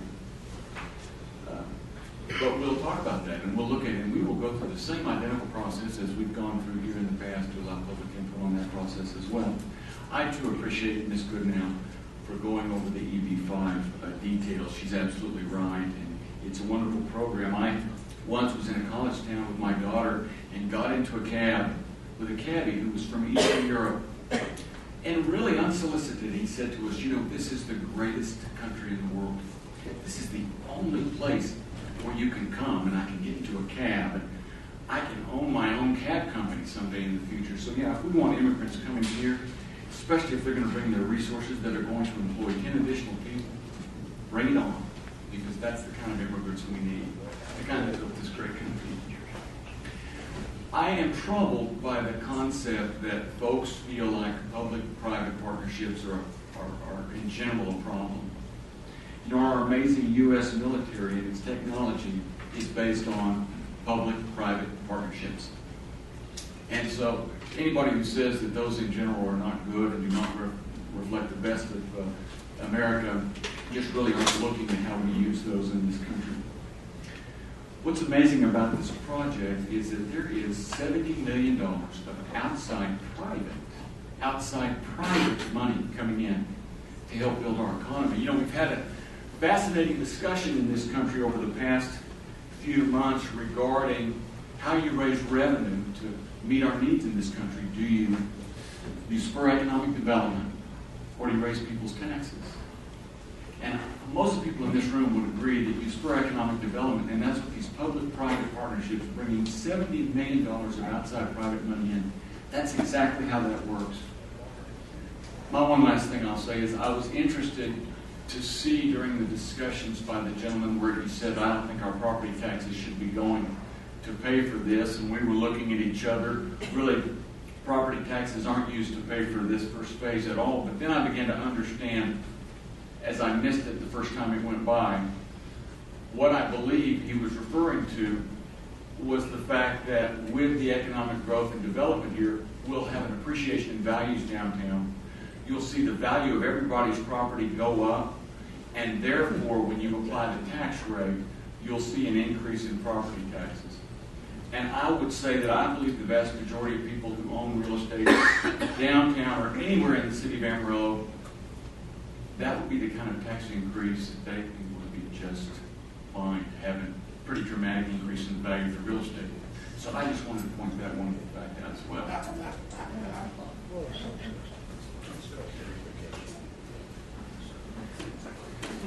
First of all, I would like to thank all the entities that have been involved in this process. Many of us have worked countless hours, attended early morning meetings, late evening meetings. We've asked the tough questions. We didn't just sit there like puppets listening to the information. We asked questions. We asked for changes. We asked for additional information to know what was going to take place. And we have vetted the process completely. I think that I feel really comfortable with what's happening. And I don't want to beat the EB5 thing to death, but EB5 has been around this region for quite a while. Many of you may not know that a lot of our dairies that are in this region came here because of immigration through investment. They paid $1 million to be able to come here and create jobs. And I know that because as a former banker, I had to vet that process in order for us to count it for some regulatory things. So these people do live here, but that's okay. We are in a world economy. We are no longer able to just close off our borders and our cities and not let anyone else in that doesn't look like us. I'm just appalled that we have that narrow-mindedness of thinking that we're going to be overrun by people from backgrounds that we don't want here. Well, we already have some of our own citizens running around that have backgrounds. And I think about, you know, having moved here to Amarillo and, you know, where I came from, I'm a fifth-generation Texan, but my family were immigrants. Many of you were families that came from immigrant grandparents or great-grandparents.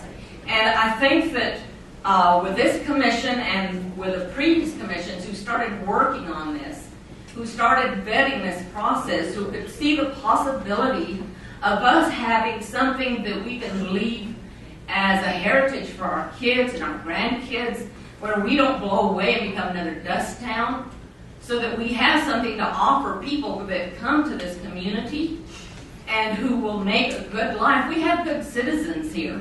We have good businesses here, and we want more of them. And I don't know about you, but you know, the color of the dollar is still green. It doesn't matter where it came from.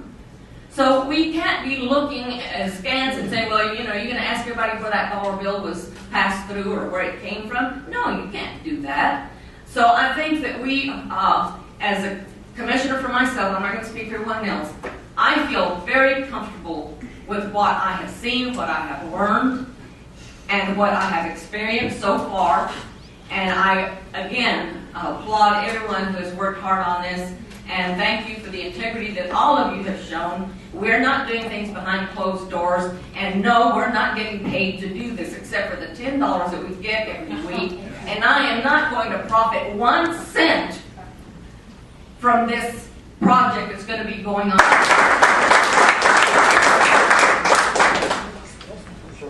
Speaking as one who's been involved in this community for like 45 years, I've seen a lot of things come, I've seen a lot of things done, I've seen, for the most part, lots of successes, very few failures.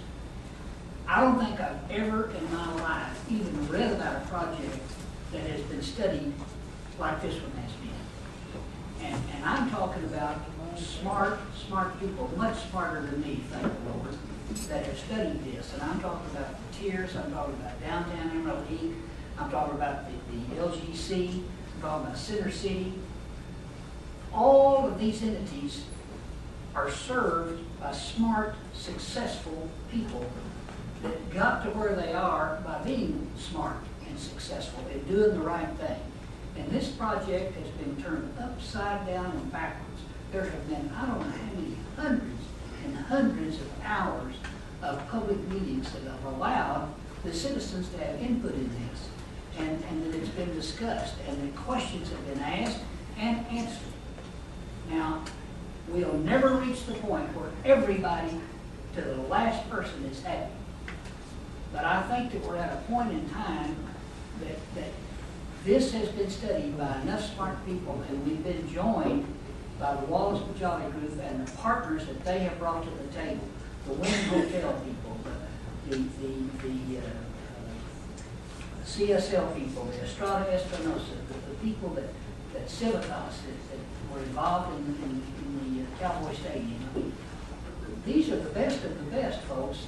Not only from our community do we get the best, but the people that have come in and worked with us from the outside are the best. There's been a lot of local input by builders and by architects. Like I said, this thing has been studied and studied.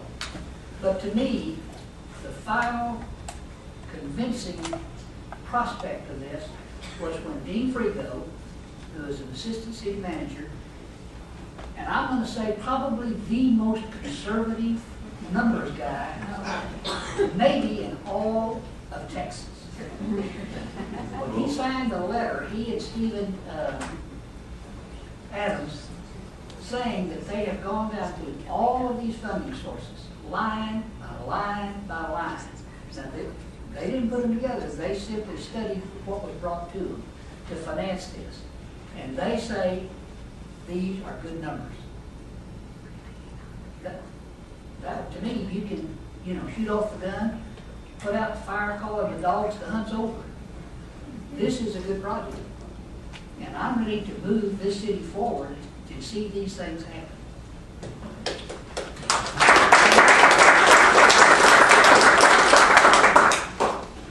First of all, I want to thank all of the people, either side of the fence, that came up here and made a statement. Those are important statements. We have heard many of those statements very passionately delivered throughout the last year, 2 years, for some of us for 6 years. They are all still important. We are not discounting them with our answers. They're just our answers. We have looked into these things, many of the things you question, to the nth degree. We have beat them to death. And we feel confident as we go to a vote that each of us has made a decision. I don't know what these other people's decision is. People have said we have already decided. Well, I have. I don't know how other people have. And I was concerned today that I would see something that would stop me or say, wait, we've missed something. I will tell you I see nothing to tell me we've missed something. I will tell you that the concern about the petitions that were presented, and I heard 3 or 4 petitions through various citizens that came forward. I would ask that you don't restrict us to something that's outside our jurisdiction. We don't make federal law. We don't tell the comptroller when to send us money. I don't. Now, if she was late, I might send her a letter, but I've never seen her late. And I don't mean to dismiss that, but there are a lot of things in place to take care of those things. I will correct something that I heard here from one of our commissioners. The dollars from these EB5 funds are looked at, more so than just the background of the person, whether they're a terrorist, whether they're an insurrectionist, whether they're whatever. The federal government has a huge system in place to vet that. But they also will look at where every one of these dollars came from. They don't just stop at these guys are bringing a satchel of money. And I would like to, with that, remind us that we are talking about legal immigration. I'm absolutely against illegal immigration. I wish that we would do something to contain our borders. But we should do nothing to stop people from investing in our country, investing in our city. These are givers. These are people that are willing to give their hard-earned money to our city. Now, they want it back, and that's another protection for us. In 7 years, in this particular case, they want their money back. So they have looked at many projects. They will look at many projects, deciding where they're put theirs. They can pick a project that would have an investment time of 5 years. But in this case, they will choose 7 because they know this is a good investment. And we'll talk for a second about tax dollars. It is private investment. Many of you begged that we search for private investment. You can rest assured tonight we have done that. This hotel has been funded through private investment, nothing more. Some of you may not agree with the source of the foreign people that are bringing that, but I would disagree with you. I think it is a wise investment and very important to us. And I would, like the young lady, invite any of those people with an $8.1 million net worth to consider our city proudly. I'll give them a tour personally. And I know confidently that I won't be bringing a terrorist or a jihadist or a socialist or a communist to town that I'd be able to figure out anyway. Okay? So I leave that to the federal government. I leave our jurisdiction to us. And our jurisdiction is to decide whether to pass this or not. I want to say that, reiterating some things that were discussed about the election process. We had an honest election, no doubt about it. Somebody questioned that. My friend said that LBJ and James or Daley together couldn't come up with enough phony votes to rig that election. And so I would stand that we've got a good election. Phase 1 is funded without raising taxes. Phase 2 will require a vote. And it will be a decision by the citizens whether they want to raise their taxes to improve our civic center and carry this further. But I will absolutely tell you that if the citizens turn that down, that all three of these first projects can stand on their own without going any further.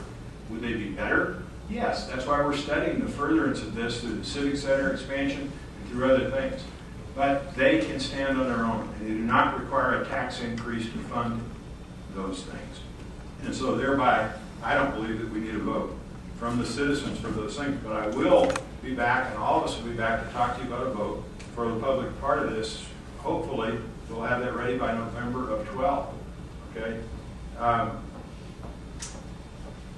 We've been through a long meeting. There's been plenty of discussion. It is the end of a lot of discussion that's taken place at dozens of public meetings when public comment was encouraged, was addressed, and was answered. So I will stop at that point and simply ask now that I call this for a vote. All those in favor of Resolution 2, considering the proposed downtown redevelopment project as recommended, all those in favor, state by saying aye. Aye. All those opposed? That passes with a 5-0 vote.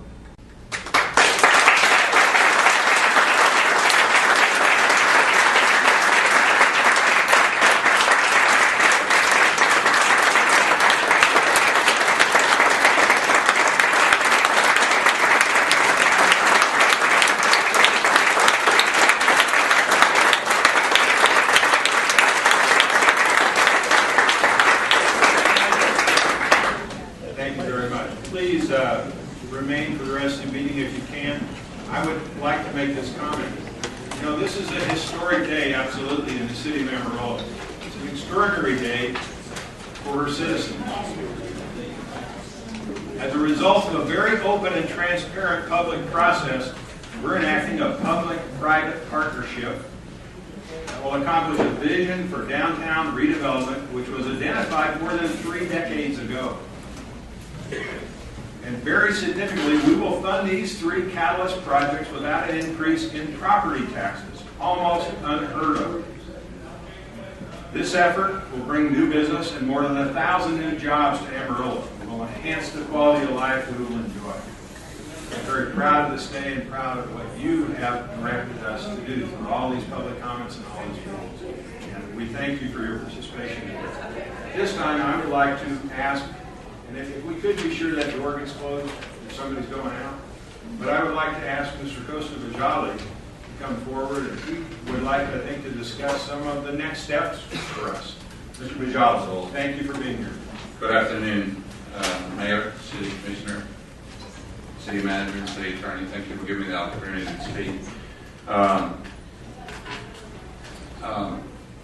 I just wanted to express, I guess, my opinion about this overall development and tell you what I experienced several years ago. Back in 1992, I spent 6 months living in Borger, Texas, working for Bechtel Engineering on a Phillips refinery. And for those of you that may have worked on or are familiar with refinery work, it is critical work. It's intensive work and it requires a lot of effort.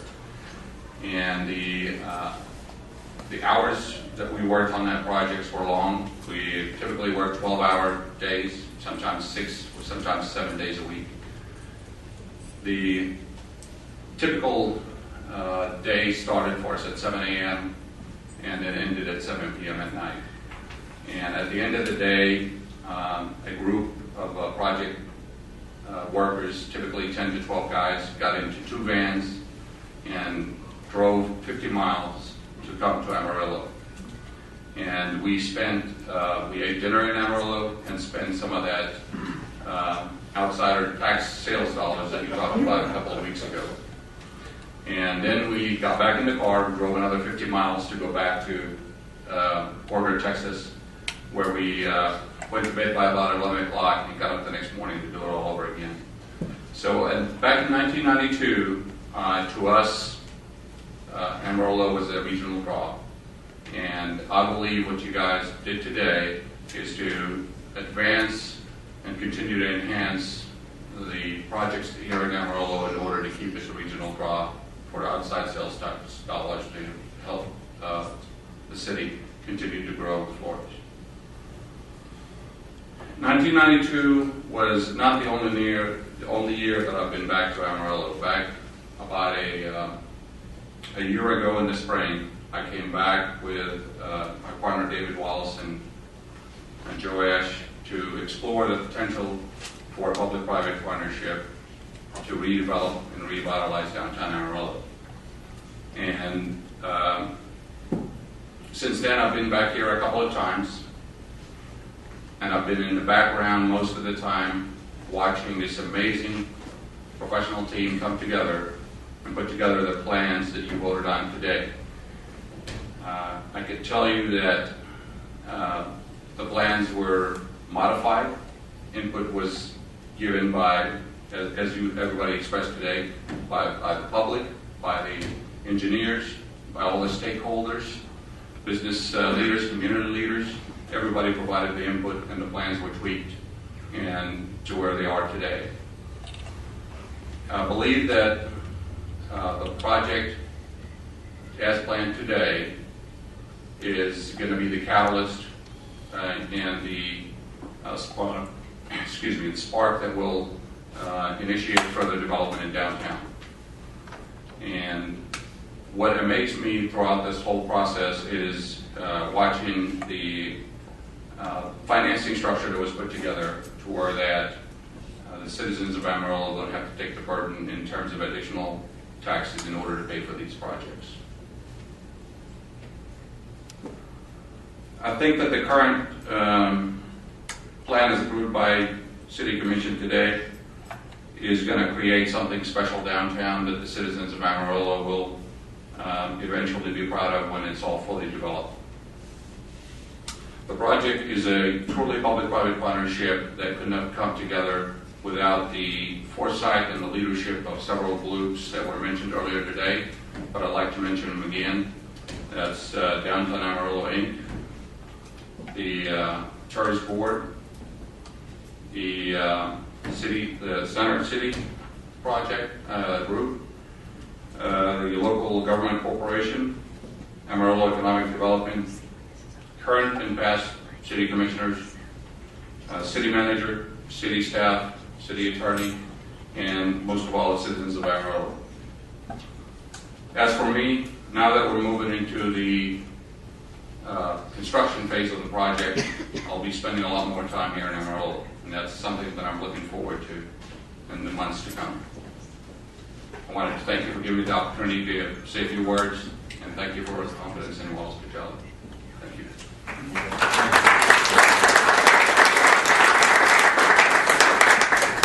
Mr. Bajali and Mr. Wallace, thank you very much, and Joe Ash, too, who has worked so hard on this project. We thank you for your confidence in our city, and we'll continue this relationship and work through any of the concerns anybody has. Thank you so much. Okay, with that, we'll move to the next item on the agenda, and that is appointments to boards and commissions. Appointments are needed to the following boards and commissions: the Amarillo Hospital District Board of Managers, 2-year term, and the library board. And I take nominations for these positions. Mr. Mayor, I have several nominations for you. In terms of the Amarillo Hospital District Board of Managers, Ms. Liz Hughes has served before, and she is willing to accept reappointment. Dr. Paul Crawford is exiting with our thanks to work with the Amarillo College Board of Regents, and he will be replaced by Dr. Bob Stafford. For the library board, we have Carolyn Blackerby, who has resigned for personal reasons, and she'll be nominated to, she'll be replaced by Rita Wilson. And Ms. Cindy Roney, who has served in the past since 2005, has been willing to accept reappointment. Okay. I second. Okay. Any other discussion about those appointees? If not, I'll hear a vote. All those in favor of the appointees? Aye. Opposed? That passes with a 5-0 vote.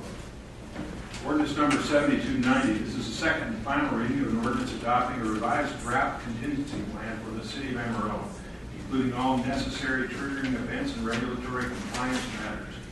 Upon final adoption, the revised plan shall set forth the terms and conditions under which the city of Amarillo will respond to water supplies and demand conditions in the related implementation of various stages of water demand reduction. Until such time as this proposed plan is finally adopted, the existing drought contingency plan remains in full force and effect. And while it isn't part of the ordinance, we remind everybody that the current plan, we're glad it was in place to get us through this last weekend. It will be, if this passes, it will be publicly aired on the 26th of August and the 29th. Is that right? And then it will go into effect on September 9th. Is there any discussion about the ordinance? Water contingency. Okay. Any discussion about that? Any questions from anyone about it? If not, I'll entertain a vote on ordinance number 7290. Mr. Mayor, I move that we, yeah. We didn't have a motion yet. Yeah, I moved the motion. Okay, we're just jumping ahead. Mr. Mayor, I move that we adopt ordinance number 7290. Second. Okay, all those in favor? Aye. Opposed? 7290 passes with a 5-0 vote.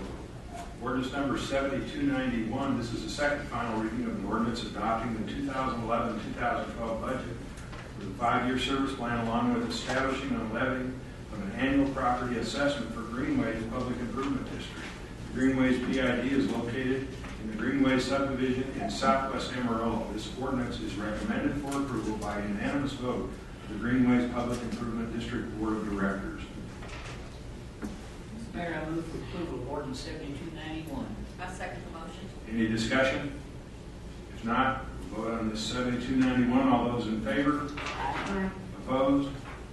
7291 passes with a 5-0 vote. Ordinance number 7292. This is the second and final reading of an ordinance adopting the 2011-2012 budget and 5-year service plan, along with establishing and levying an annual property assessment to the Brennan Boulevard Public Improvement District.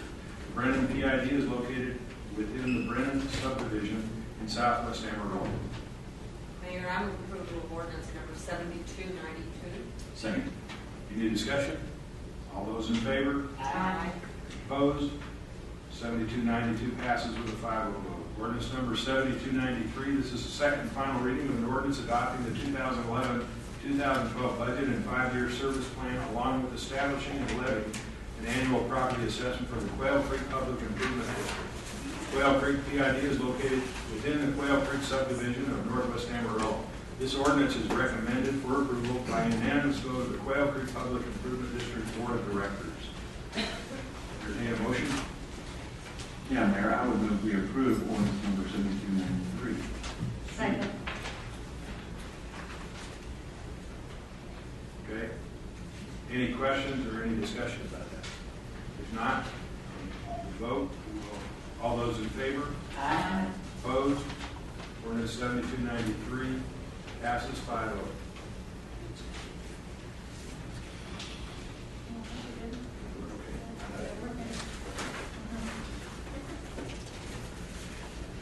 Okay, consent agenda. It's recommended the following items be approved and that the city manager be authorized to execute all documents necessary for each transaction. First is approval of HIV surveillance grants.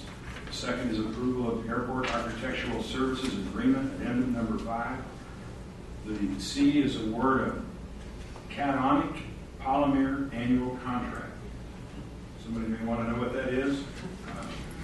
We'll get to that. Well, that's Jared. D is award of a flexible aggregate-based materials annual contract. E is award of police department taser purchases. F is the electronic upgrade of the police department bomb team F6A robot. G is the award of Amarillo shooting complex improvements. And H is the award of sanitary sewer main improvements. Are there any items on the consent agenda that need to be removed for separate consideration by the commission? Is there any discussion needed about any of the items on the consent agenda? From the commission? From the public? If not, all those in favor of the consent agenda? Need a motion. I'm just giving motions. Mr. Mayor, Yes. I move that we approve the consent agenda as presented. Thank you, Commissioner. And I would like the privilege of seconding. Great idea. All those in favor of the motion about the consent agenda? Aye. Opposed? Consent agenda passes with a 5-0 vote.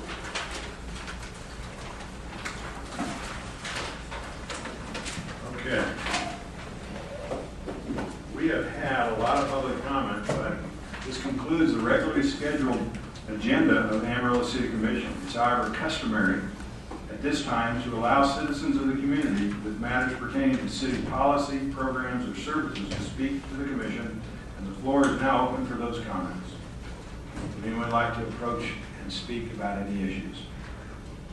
If not, oh, excuse me. Yeah, Dr. Reed, I need a comment to you.